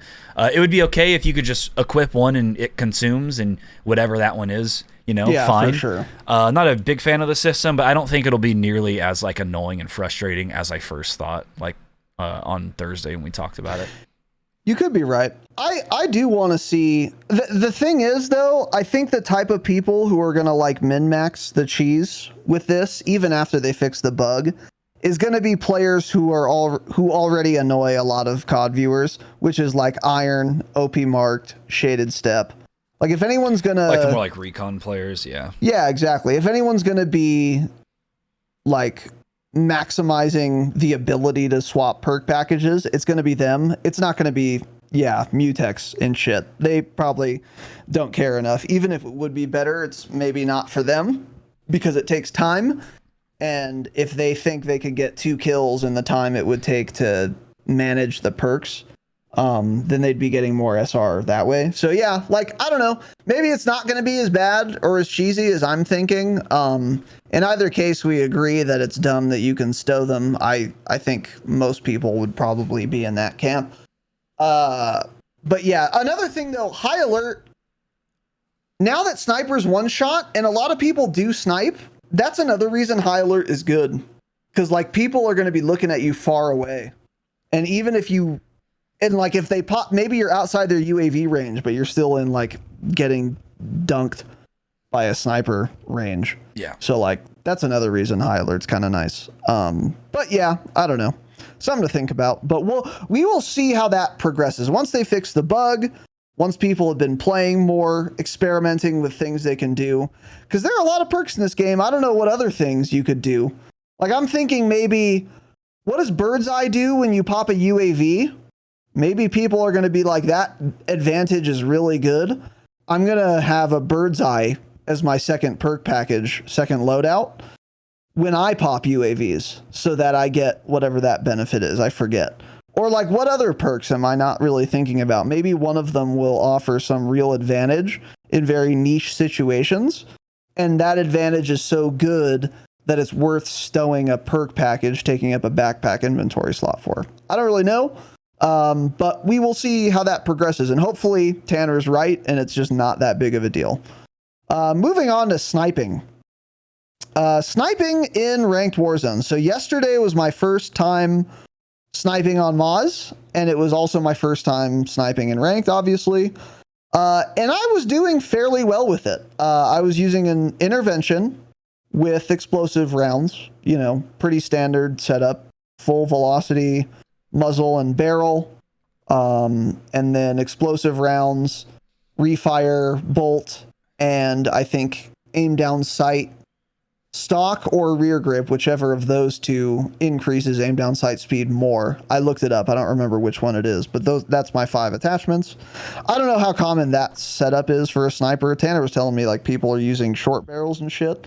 I didn't try that, but that's what I was using. And it was difficult, but definitely doable, and definitely viable for sure. And this is not surprising based on how many other people I see sniping in ranked. If it was that bad, no one would be sniping. So that it's not terribly surprising. And what I noticed is that I am never hitting a headshot at someone 200 meters away.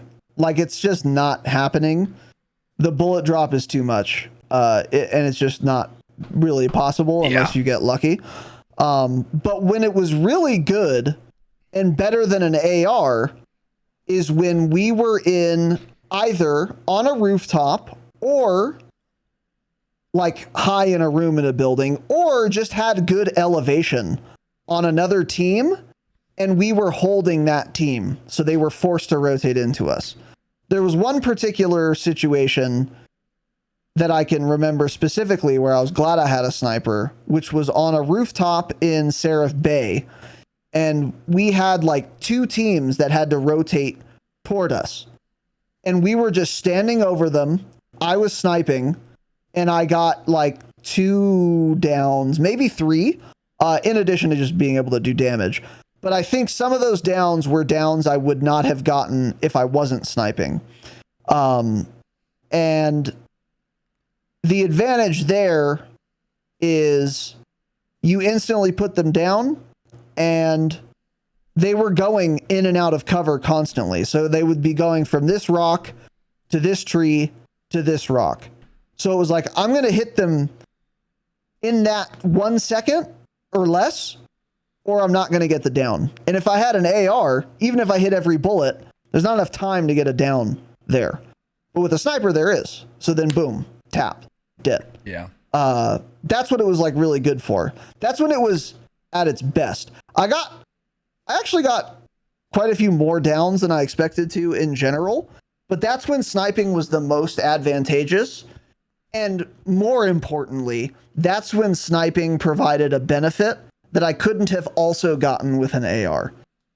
Because that's the real question. Is there a reason to snipe and not use an AR? Because like, sure, I got other downs with a sniper, but there were situations where, yeah, I got the down with the sniper, but I could have also gotten it with a hemlock. So in that case, why not use a hemlock? Luckily, I'm pleased to report there are some situations where you'd rather have a sniper than an AR. So yeah, is it better than an AR? I don't know. I got to use it a lot more, and I still think that you do want at least one person with a one-tap sniper on your team.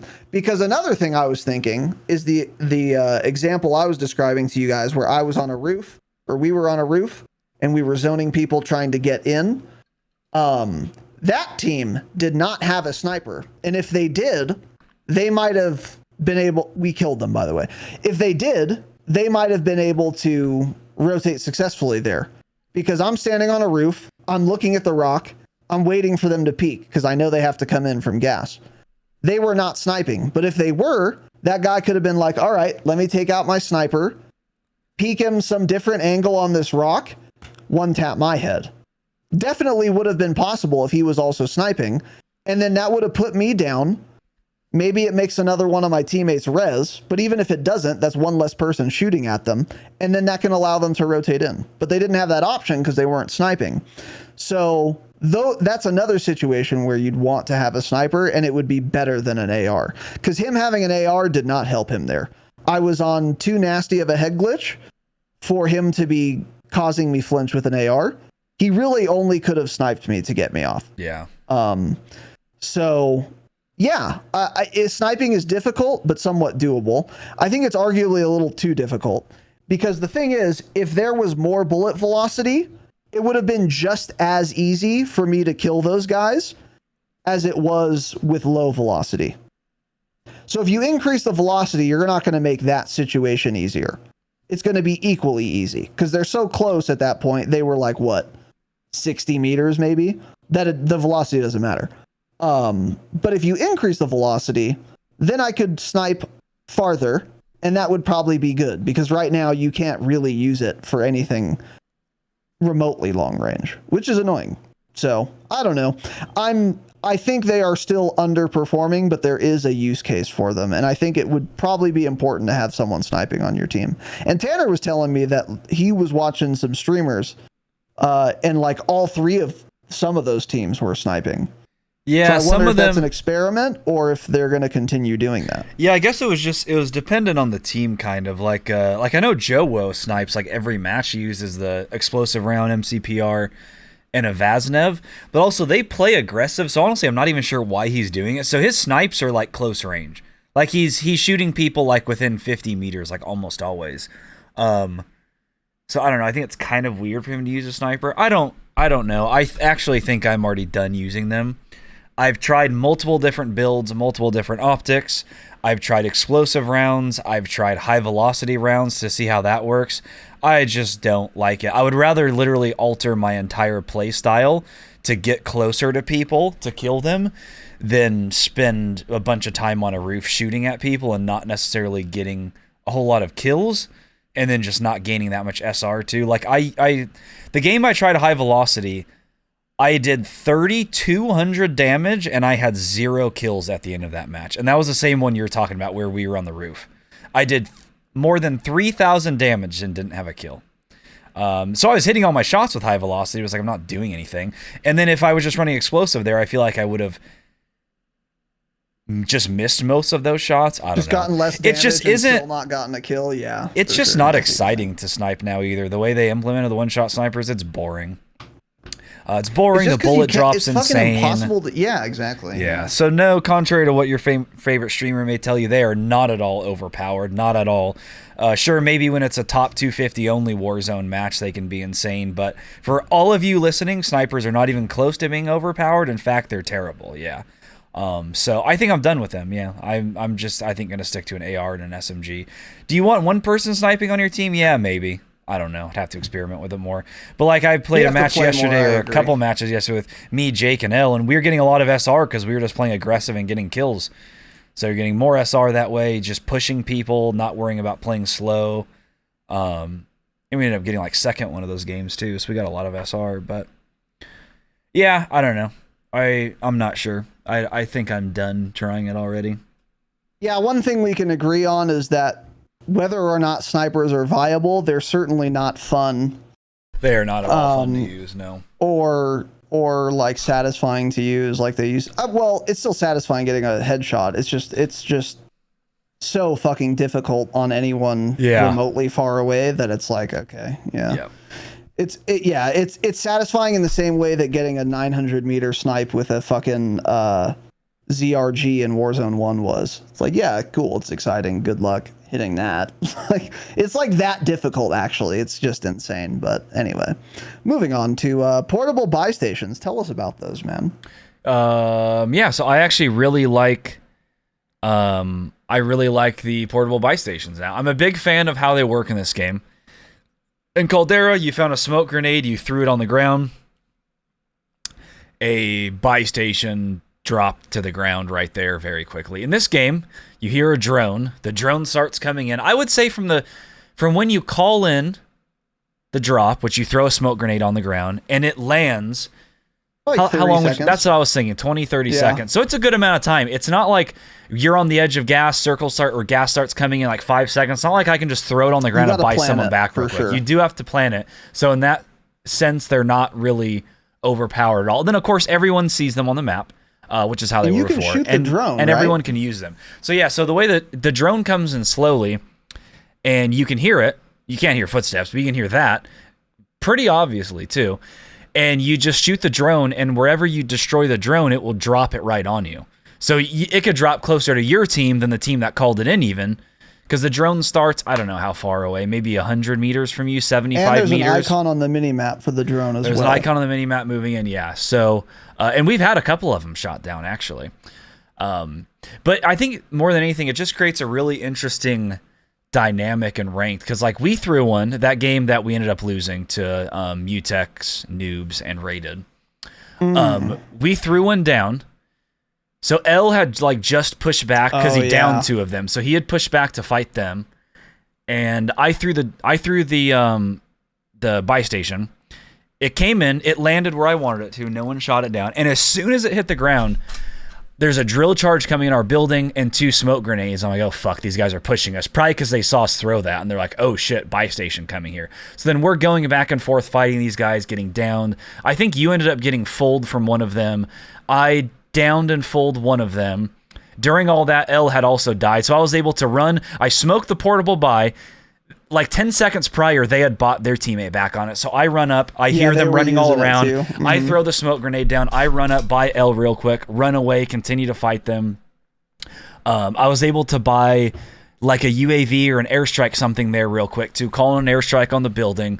So it creates like a lot of fun gameplay loops like that, I think. And since anyone can use it, of course, yeah, that'll happen often. Our teams will push your buy station to try to buy something on it, because that's like, especially late game on Mazrah, there's like hardly ever even a buy station you can use, and if there are, it's one of them somewhere, and it's probably not going to be safe because someone's camping it or controlling it already. So I really like how they're implemented. I thought they may be an issue, but I think they're actually great in this game. Yeah, I totally agree. I didn't even think about how slowly they could be made to come in, because they come in way slower than they did in Warzone 1, and I like the change they made. It's a good idea to have there be a delay like they've added, and it's also a good idea for them to come in on a drone that can be shot down. It introduces another kind of skill gap somewhat, but also, yeah, skill gap, because you can shoot it down. If you're like not in a gunfight, you can plan when you can call it. Maybe if you know another team is around and there's no one else fighting, you might otherwise call a deployable buy, but since they're not fighting anyone else, you know that they could shoot it down and then you'd be fucked and you wouldn't have one anymore. Like, yeah, I think all those dynamics are very cool. I think they implemented it pretty much perfectly. I agree. Yeah. And to their credit, this was an idea they had that I didn't. This is an example of a new thing they introduced in Warzone 2 that was not in Warzone 1. The specific implementation of the deployable buy station. That was a good change. Yeah. Because it wasn't too crazy. It didn't fundamentally alter the mechanics of how the game is played. It's not a 2v2 gulag with a jailer, It is a twist for the better on an existing mechanic that people enjoyed about Warzone 1. Yeah. And it's great. Yeah, so I think they've done a really good job with that. I agree. Yeah. Let's see what was next here. Balloons. Yeah. Redeploy balloons, they work great. They fling you far. You go up high now. There seem to be about the perfect amount of them. Like we said on Thursday, it's pretty much like one per POI or close to a POI. Maybe a couple here and there in between. But yeah, they also work great. I'm a big fan of those. And by the way, I also just had the thought, PDSs were supposed to come in Season 3 Reloaded. We haven't seen those yet. I wonder if that's something to do with ranked. Like maybe they're trying to decide how, I don't know. Because those would lead to some crazy game endings in ranked play. That would be fucking wild, actually, with PDSs. I think they would be more relevant in this game than Warzone 1 also. Because in Warzone 1, you could like stim through gas and throw munis and shit. You can't do that anymore. Yeah. So now being able to stay out of gas damage is like way more relevant. Yeah. And since placement matters a lot. So you can't run in play as quickly either. Yeah. So yeah, that would change things. Still hate the idea, but maybe they'd be interesting in this game. But yeah, I agree. The balloons are great. And I don't know if they said they added more to Maz, but they absolutely did. Which is a good thing. I'm not complaining. It needed more. Now there is an appropriate amount of balloons, I think, on Maz. There aren't too many. There aren't too few. So, and they're great. Yeah, they work well. They send you far enough. They're not overpowered either because everyone knows where they are. So, if you think they're OP, shoot it down or control the location just like you would control a buy station. So I think they're fantastic. Glad they're in. And I'm glad they buffed them and added more of them. I don't know if they said they did. I don't think they did, but they absolutely added more than there used to be, which is good. Yeah, I don't even remember. When did they add those in? Okay, so they added those in Season 3, I guess. Yeah, I like barely played mods since I added them anyway, so I didn't notice like the amount because all I had played was Resurgence on Moz. There would be like literally like 4 per game on Moz. Like it was a joke. Yeah, it was really dumb. Yeah. But yeah, they added a ton more. So anyway, next point here, kind of zooming back out. As expected, the existence of rating, having something on the line, something to grind for, is a very strong incentive to play Warzone and Mazrah. And it makes games much more fun. There have been situations in virtually every game of ranked Warzone that I've played where if it was pubs, I would have done something else. But because I really want to win, because it actually matters, I engage my brain, try to think of the smart play, and then do that. And it's really, really, really nice to be playing Warzone and actually caring about whether I win or not. And the only way you can have that is with ranked. And this is what, we expected. If you put something on the line, it's going to make people want to win more. And if you want to win, you're actually competing. It's way more fun. This is, for example, what we said we missed about Black Ops 4 when MW19 came out on episode fucking 3. In BO4, even though there wasn't ranked, or maybe there was, but we didn't play it, we still really wanted to win 6v6 Dom in BO4, not because there was rating on the line, but because lobbies stayed together and everyone was shit-talking everyone else, and you wanted to get the win back so you can talk shit to the same team you've been playing for an hour and a half. And then we lost that. So then in MW 2019, there was no incentive to play to win anymore. And if you don't care about winning, it makes the game less fun. Yeah. So similarly, in Warzone, if I'm the last one alive, I could do a most wanted and drive around for 4 minutes to get you guys back. And there's no guarantee that that's going to result in us winning. It's kind of a Hail Mary. But in ranked, I might want to do that. In pubs, you guys are dead? Cool. I'm full sending. Yeah, you're hot and dropping. I'm either killing everyone for money to buy you back quickly, or I'm probably dying, but I don't care because I just want to get back into a new game because this one's chalked. Yeah. And I don't care if we lose. But in ranked, I'm going to go for the long shot. And that, in fact, happened yesterday. You and L were fucking dead because you're miserable dog shit trash. And I was team captain, last one alive. And I was like, boys, what do we do here? I don't know what to do. And I didn't have loadout. So then I was like, should I go for this most wanted? And we were like, yeah, fuck it, sure. So I got the most wanted. I got in an LTV. Luckily, no one pushed me. Sat in a building, looted a little bit, but basically cowered in a corner, waited. They did end up coming back. And then we ended up getting second place in that game. And we would not have gotten second place in pubs because I'm never sitting in a corner in pubs for 4 minutes doing a most wanted. But it turned out to be really fun because I did get them back. We got a supply crate, so I looted that while they landed on the second free loadout drop. Yes. And then a team pushed us. We killed them. Holy fuck, we wrecked them, yeah. That got us all the ammo we needed. It got us more smokes. It got us an armor box. It got us a muni. It got us some streaks. And that allowed us to survive way longer. And then we ended up rotating in using 4 smokes. And then we ended up losing still. But we got a lot of kills, I think. And we got a lot of kills and we got way more SR. But the point is to say, we cared more about winning and I cared more about winning, which altered my play style for the better. And it was fun. It was a lot of fun. And that's just one very obvious, clear example of how your play style changes when you actually care about winning. But that happens all the time. I would say every game, there's some decision I make in ranked that's different than a decision I would make in pubs because I actually care about winning. Absolutely, yeah. And that alone makes Warzone way more fun. Even if all that changed was ranked Warzone coming out, it would still be a lot more fun because I'd care about winning.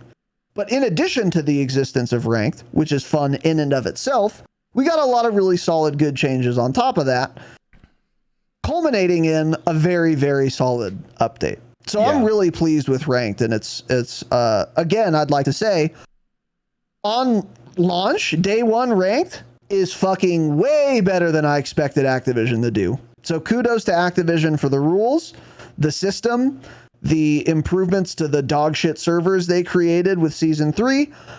Everything's performing better with respect to ranked than I expected it to on day one. Is it perfect?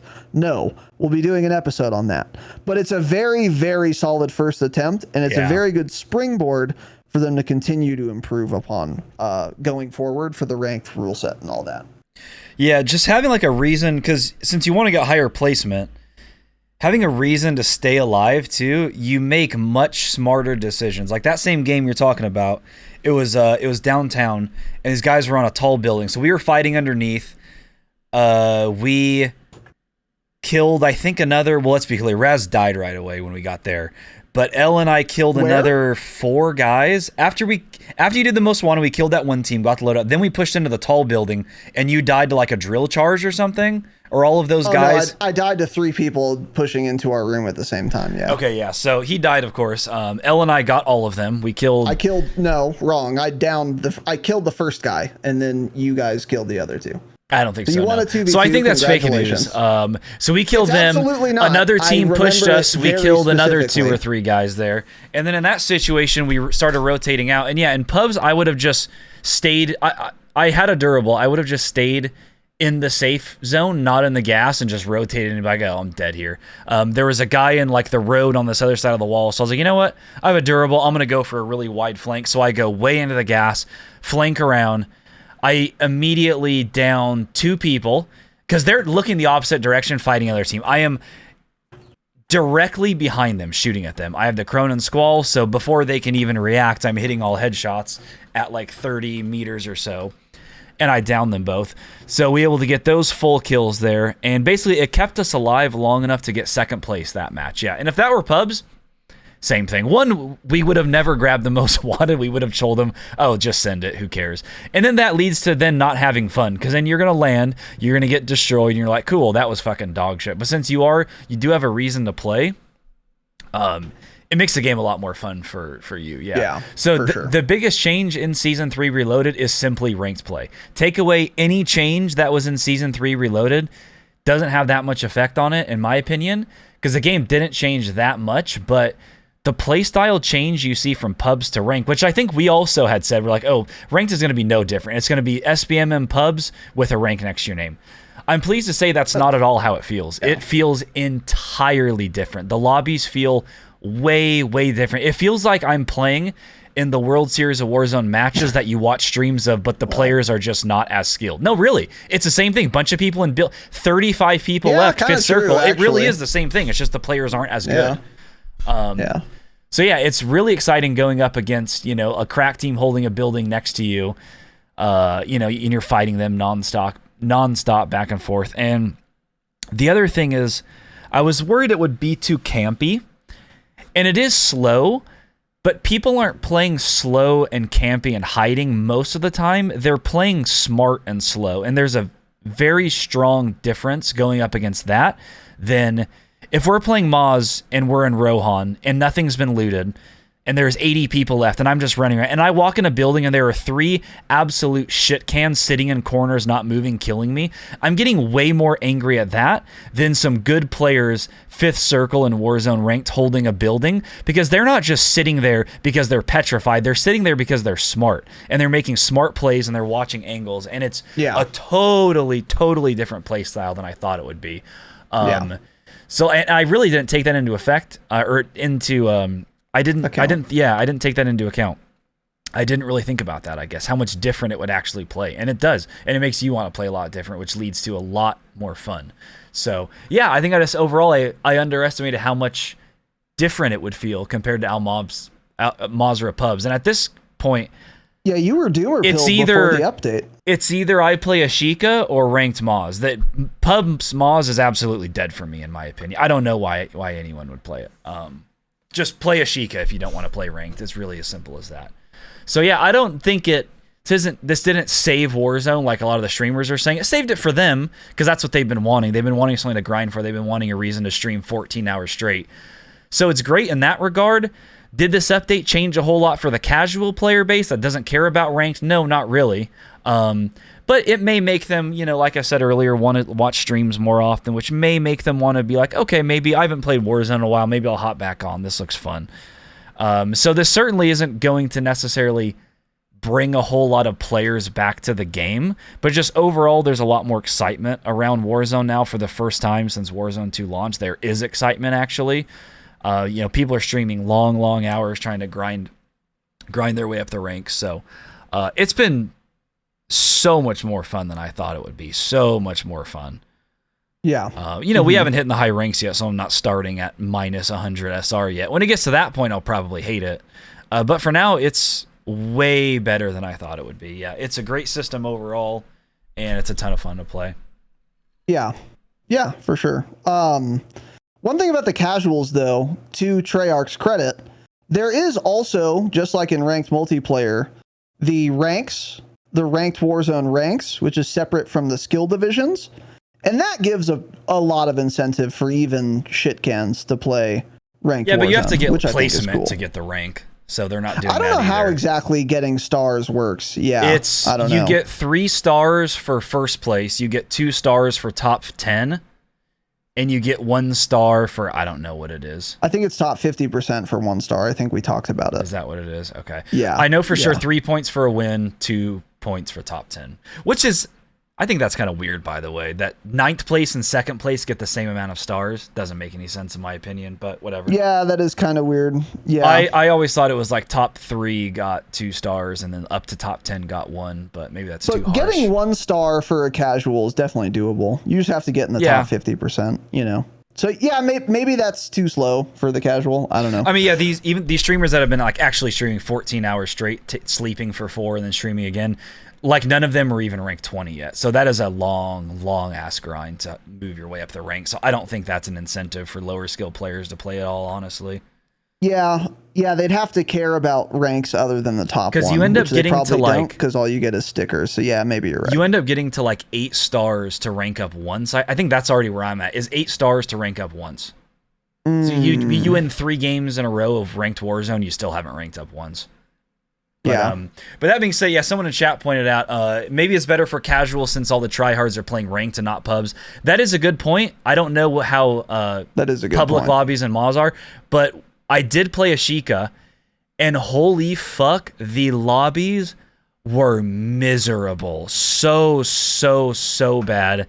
It feels like I was in a lobby KD that the average was like a 0.4 or something. It was fucking absurd how bad these players were, which was a lot of fun. So yeah, that's good for you guys too, because yeah, a lot of the sweats that would play Ashika because they just wanted action, they're playing ranked now as well, so that makes those modes more fun for you. So that's a good point. Yeah, that's true for sure. And it's possible that the rank system, once it kind of settles, will be good for casuals, because a bronze lobby will actually be a bronze lobby. So then you're not facing demons like you do in pubs, who are like reverse boosting or VPNing and shit. Yeah. If the matchmaking is strict, then you'll only be facing people similarly skilled. Yeah. It's not right now, but that's because not enough people have ranked up high enough. Yeah, and that's my other point that I wanted to point out. I'm pretty sure that hidden MMR thing is a factor still in matchmaking, because we've seen. I mean, how many like partnered Twitch streamers have we fought in ranked actually already? Like won a lobby? Yeah, but I think that's it's just most people's experience. I think that's because, again, there's not enough high ranked people, so they can't fill the lobby. Yeah, that's possible. I'm curious to see how that pans out. Yeah, but either way, yeah, it is. It's all over the place right now. Yeah, it's ranks of Like, actually, I think every single lobby we're in, there's at least one big trio in there of, like, people that most Warzone players that pay attention have heard of, yeah. Yeah. Next point here is on the anti-cheat. Yeah. Yeah, it seems to be working. I mean, the cheater situation feels pretty much the same as it did on pubs, which is to say, well, no, that's not true. I was, like we talked about like 2 weeks ago, we noticed a lot of people on Ashika who were sus. But besides that, not really noticing many cheaters. That seems to be the case in ranked as well. I have not seen anyone aimbotting in ranked Warzone myself. No. I have not seen anyone on Twitter who has seen anyone aimbotting in ranked, which is good. How many people are walling? I don't know, but I haven't died to someone in ranked yet where I think they were walling. There was one time where I thought Tanner died to someone walling, but he told me actually no, that guy saw me jump out of the window or whatever. So he knew I was there. Oh, yeah. So I said, oh, okay.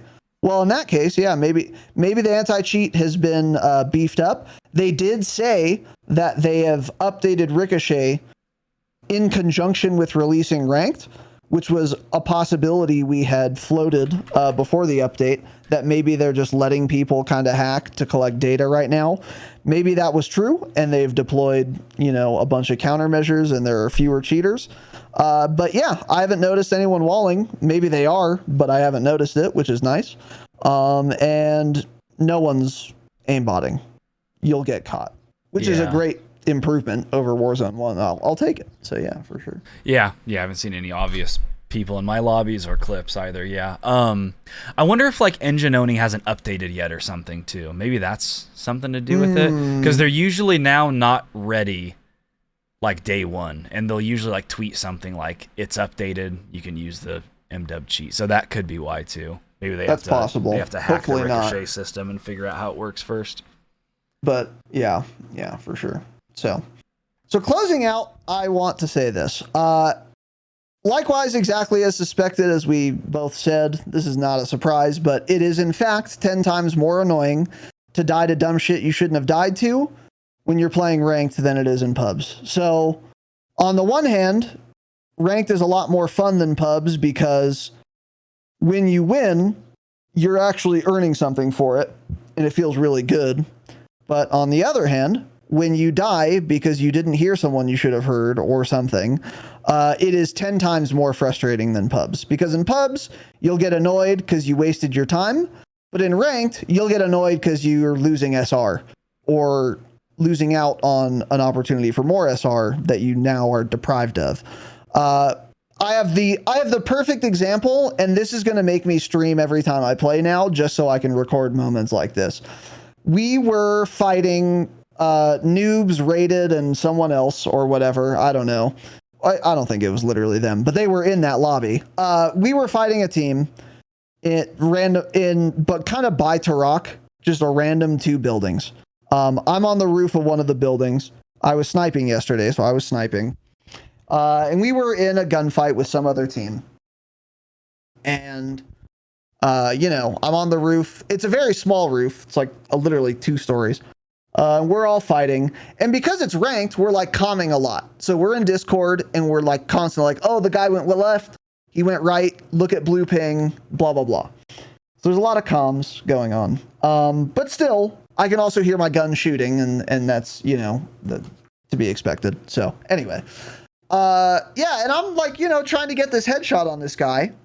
And then all of a sudden, I'm scoped in, and my aim just fucking flies up and left. And I'm like, what the fuck? And I hear, oh, I'm getting meleeed. That's very interesting. So out of nowhere, and Tanner's under me in this building, by the way. So if someone was going to run up, he would have heard it, theoretically, or seen it, or I would have heard it or seen it. Because I was facing the stairs for this, contingency, obviously. If someone was going to run up and start meleeing me, I would have seen them. So that is what made me very confused, because I said, if someone was going to run up and melee me or climb the building, surely someone would have seen him or heard him. But that didn't happen, and I'm still getting meleeed. And of course he fucking kills me, because by the time I know what's going on, I have 1 health point left, and he just melees me again. So then I get a kill cam, which is fantastic, because you aren't guaranteed a kill cam. Is there a situation where you get one versus don't? Is it like a consistent thing? Of course not. Hasn't been for 4 years. That still doesn't work, so that's cool. But luckily, the die roll was in my favor this time, so I did get a kill cam. And guess what I saw in the kill cam? Some asshole parachuting right behind me. And not a sound was made. Silently parachutes right behind me. Tanner's, again, in the same building. Tanner doesn't hear him. I'm on the roof, and I'm the guy being parachuted on. I, of course, don't fucking hear him. And then he just melees me and fucks my ass to death. And I cannot tell you how angry I got. I can't. Because this was like late game. there were there were probably a lot of teams left. There's but probably it was 20 people left. Yeah, it was late game. This was important. And I should have heard him because he parachuted on top of me. Someone should have known. Now, maybe the announcer had said something. Tanner said that he did, but it was a while ago. It was like, yeah, it had like been a long time ago, like 15 seconds or so. But I shouldn't have to rely only on that. Number one, I should hear the fucking parachute. So that is a perfect encapsulation of exactly what we had said.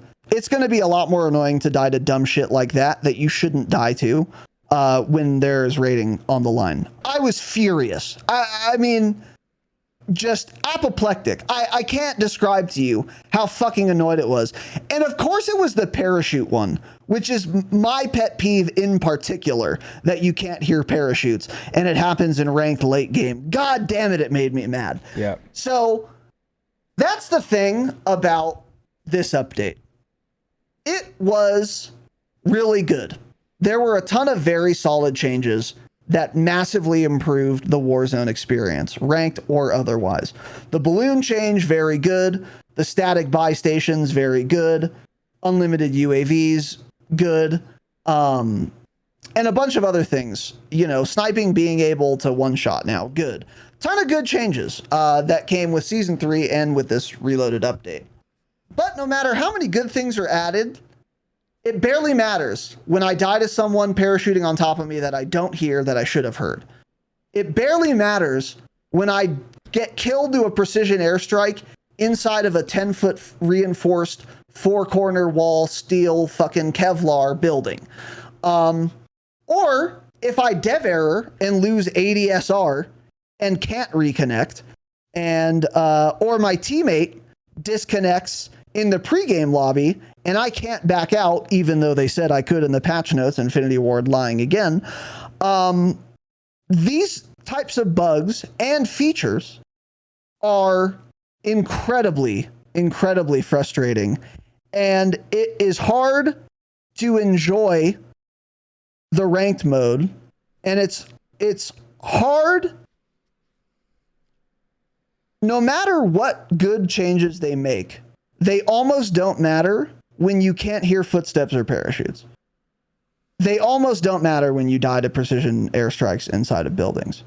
Now, I will say these things are less common in Warzone 2 than Warzone 1. And also, not every ranked game is going to have one of these dumb fucking things happen to you that shouldn't be happening to you. Although it probably is nearly every ranked game, actually. The looting situation, actually, yeah, I take that back. There is something every ranked game, but not all of them are going to make you lose the game. But when you do lose the game to some shit like that, that just should work, I should hear parachutes, especially because once upon a time in Warzone 1, parachutes are really loud and you could hear them easily. And then one day in Warzone 1, I think it was early Caldera, they just removed parachute audio. I remember talking about it. Someone can find the episode and they never brought it back. Yeah. I don't know why. I'll never know. That was a hidden patch note, parachute audio removed. Yeah. Yep. And I just don't know why. So for me, it's just like, this is such a good update that is spoiled by a couple of really bad design decisions and really bad bugs. And I will say this. I still think Warzone 2 is in a better state than it's ever been in. I think that's probably only going to get better from here, to be honest. But I also think there's never going to be audio again in a Call of Duty BR. And that is really frustrating. And a lot of the changes are not good either. Like the perk packages, I don't think they're ever going to backpedal on that. The existence of AI in Warzone 2, they're not going to ever backpedal on that. Luckily, it's not an issue in ranked, really. But still, why is it in the game? It's lowering my frames, if anything else. If nothing else, rather. So, yeah, great update. Much better than I expected. Still does not make me feel good about dying to no audio or dying to in a building to an airstrike or whatever. Overall, I have a very positive opinion of the update and the game, but it is hard to fully enjoy it when there are still issues that shouldn't be in the game that are. And I wish they would address those first. I actually died through a wall doing an airstrike yesterday. Yeah. And it was, and I purposely placed myself died mid-air to an airstrike with no notification. Yeah. Yeah. L's floating to get a second place, and I go and grab water, and I come back, and you guys are like laughing or something. Yep. I was like, what happened? How did he die? And you're like, oh, he got airstruck. I'm like, oh. Because I figured, like, oh, he like landed on a building. It's like, no, he was floating way up in the air, and there's no notification. Yeah. Just That's great pretty game. Funny. Yeah. And I'm trying to think where I was sitting exactly. I know I purposely situated myself to be like, okay, I don't want to die through a window or a door with this airstrike, so I will sit here. And I was like 1000% confident I wouldn't die to it. I'm in a staircase, like I think I was in the middle of a staircase. So there's not a window by the staircase, there's not a door, and somehow it just kills me, and I don't know how. I don't know how that works. That'll never be fixed. It's always been an issue. I will say it's probably gotten slightly better than it was in Caldera at times, but I should never die in that. 0 out of 10 times should I die in that situation, yeah. It is better than Caldera. I agree. It happens less often. I mean, it should happen never. Yeah. Even the downs L got on Mutex and Rated, or whichever two got downed, I think it was an airstrike that like didn't. You certainly didn't gun them. It was so far. Yeah, oh no, of course not. It was like far away from them. I think they probably didn't get a nodie, or the nodie was like they were on the edge or something, so they figured they'd be fine, and then they still both got down to it. Of course, yeah. So that's super cool. But yeah, most annoying thing for me right now, yeah, the audios. Of course, you won't hear footsteps ever. The most annoying thing right now, which will get fixed quickly, are the water endings. I think they are extremely annoying and frustrating because it's so like luck based at that point, essentially.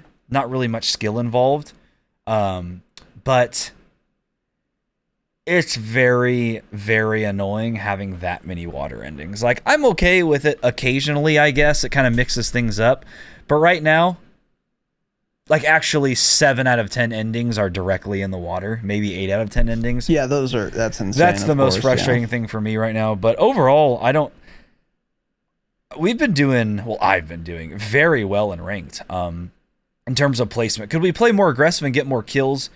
Yeah, need to work on that. Need to figure out the exact play style. But like, honestly, yesterday, but our first day we were just dog shit. Every time I played ranked, I've actually finished top 5 probably 80% of the time at least. I've gotten second place finish, I don't know, 5 times, 6 times maybe, more than that even. Can't always get the dub. Usually teams get us there. We've gotten a couple dubs though, but I mean, honestly, the SR difference between first and second place isn't that much anyways, so not too mad about it. Second place is almost first place as it is. But yeah, it's just been it's been a lot of fun. I guess I'm shocked at how well we've been doing in general. I guess that's how you do when you actually you have a reason to try to play smart, you know? Yeah. You know, maybe we've been better than we thought, but it's just I don't care to make smart decisions because nothing matters. And that's always how it's been like, oh, I'm just going to push these guys. I'm going to jump off this roof and push them. Do I end up dying? Yeah, sure. Am I going to do that in ranked? Oh, no, of course not. I'm holding that position. I'm playing that, and then we do a lot better that way, and it's a lot more fun. So, yeah, honestly, the last few weeks of me playing Warzone have been for sure the most fun of Warzone 2, without a doubt. I am having more fun right now between Ashika and ranked than I ever even had in Caldera. Okay. Yeah. Mm-hmm. So, yeah, for sure. Yeah, it's been a lot of fun. Like I said, update didn't really change that much, but ranked alone did a lot more for the game for me personally than I thought it would. So that's massive. Yeah. Yeah, we did well yesterday for sure. Our first day with Jake was just we won one game and then just got fucking farmed. But yeah, you say that, but like we were still placing high. Yeah, true. Like you say, you're getting farmed, but even when we played with Jake, we got like a couple second or third place finishes. Yeah, we didn't do bad at all. Right. We're like, I've never gotten outside of like the top 20. I don't think once. Yeah. Oh yeah, for sure. But that's because also we're not hot dropping peak or anything like that because we're not that good. Exactly. Yeah. So I'm my next experiment is going to be trying the Cronin Squall because I do want to like practice more and snipe more, but frankly, with how with how much kills are worth, I also want to experiment with no one sniping on our team and see how punished we get. Because if you don't really get punished very often, then it's probably not worth sniping. Yeah. So so my next thing I'm going to do is, set up a squall, put a little red dot on that bitch and see how that goes. Because like you said, especially with how heavily weighted kills late game are, and how good the Cronin Squall is late game. Because the disadvantage of the Squall versus the Hemlock, which is the other meta AR on Maz in ranked right now, the disadvantage the Squall has there is that you're not landing shots really far away. But late game, which we always get to, like you said, that advantage doesn't matter anymore for the Hemlock. So now it's like you would just rather have a Squall. There's no downside anymore. And this is when kills reward you the most SR. And this is when you're closest to getting first placement bonus SR. So if you can get to late game, Squall is probably just better. So I'm really excited to try that. Yeah, I want to try that a lot. I think that's for sure the next thing I'm going to do. Squall late game goes in bonkers, yeah. Because you don't have any of the disadvantages that you have in the like early and mid game. Yeah, you're often in that max damage range. Exactly. So yeah, it's crazy. And you're always out damaging a Hemlock, and you're like not missing shots anymore because they're so close. Yep. Yeah. So I'm very excited to try that.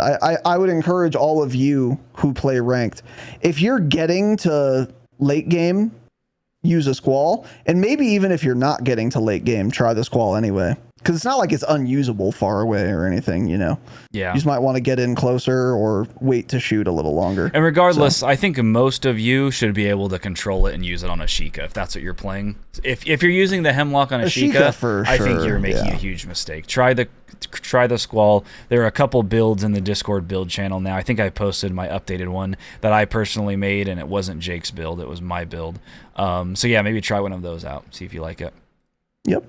So anyway, those are our first impressions on ranked / season 3 reloaded.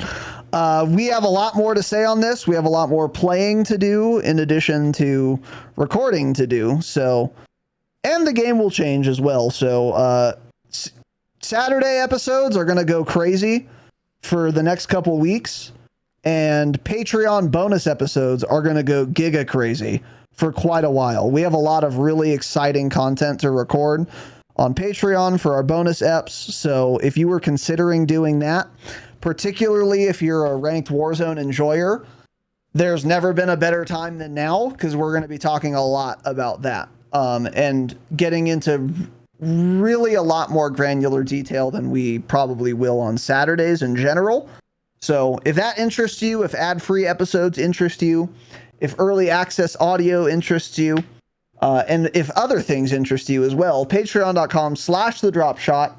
$5 a month, you get 3 bonus eps a month, all COD related. You get no ads and you get early access and more, I think. What's not to love?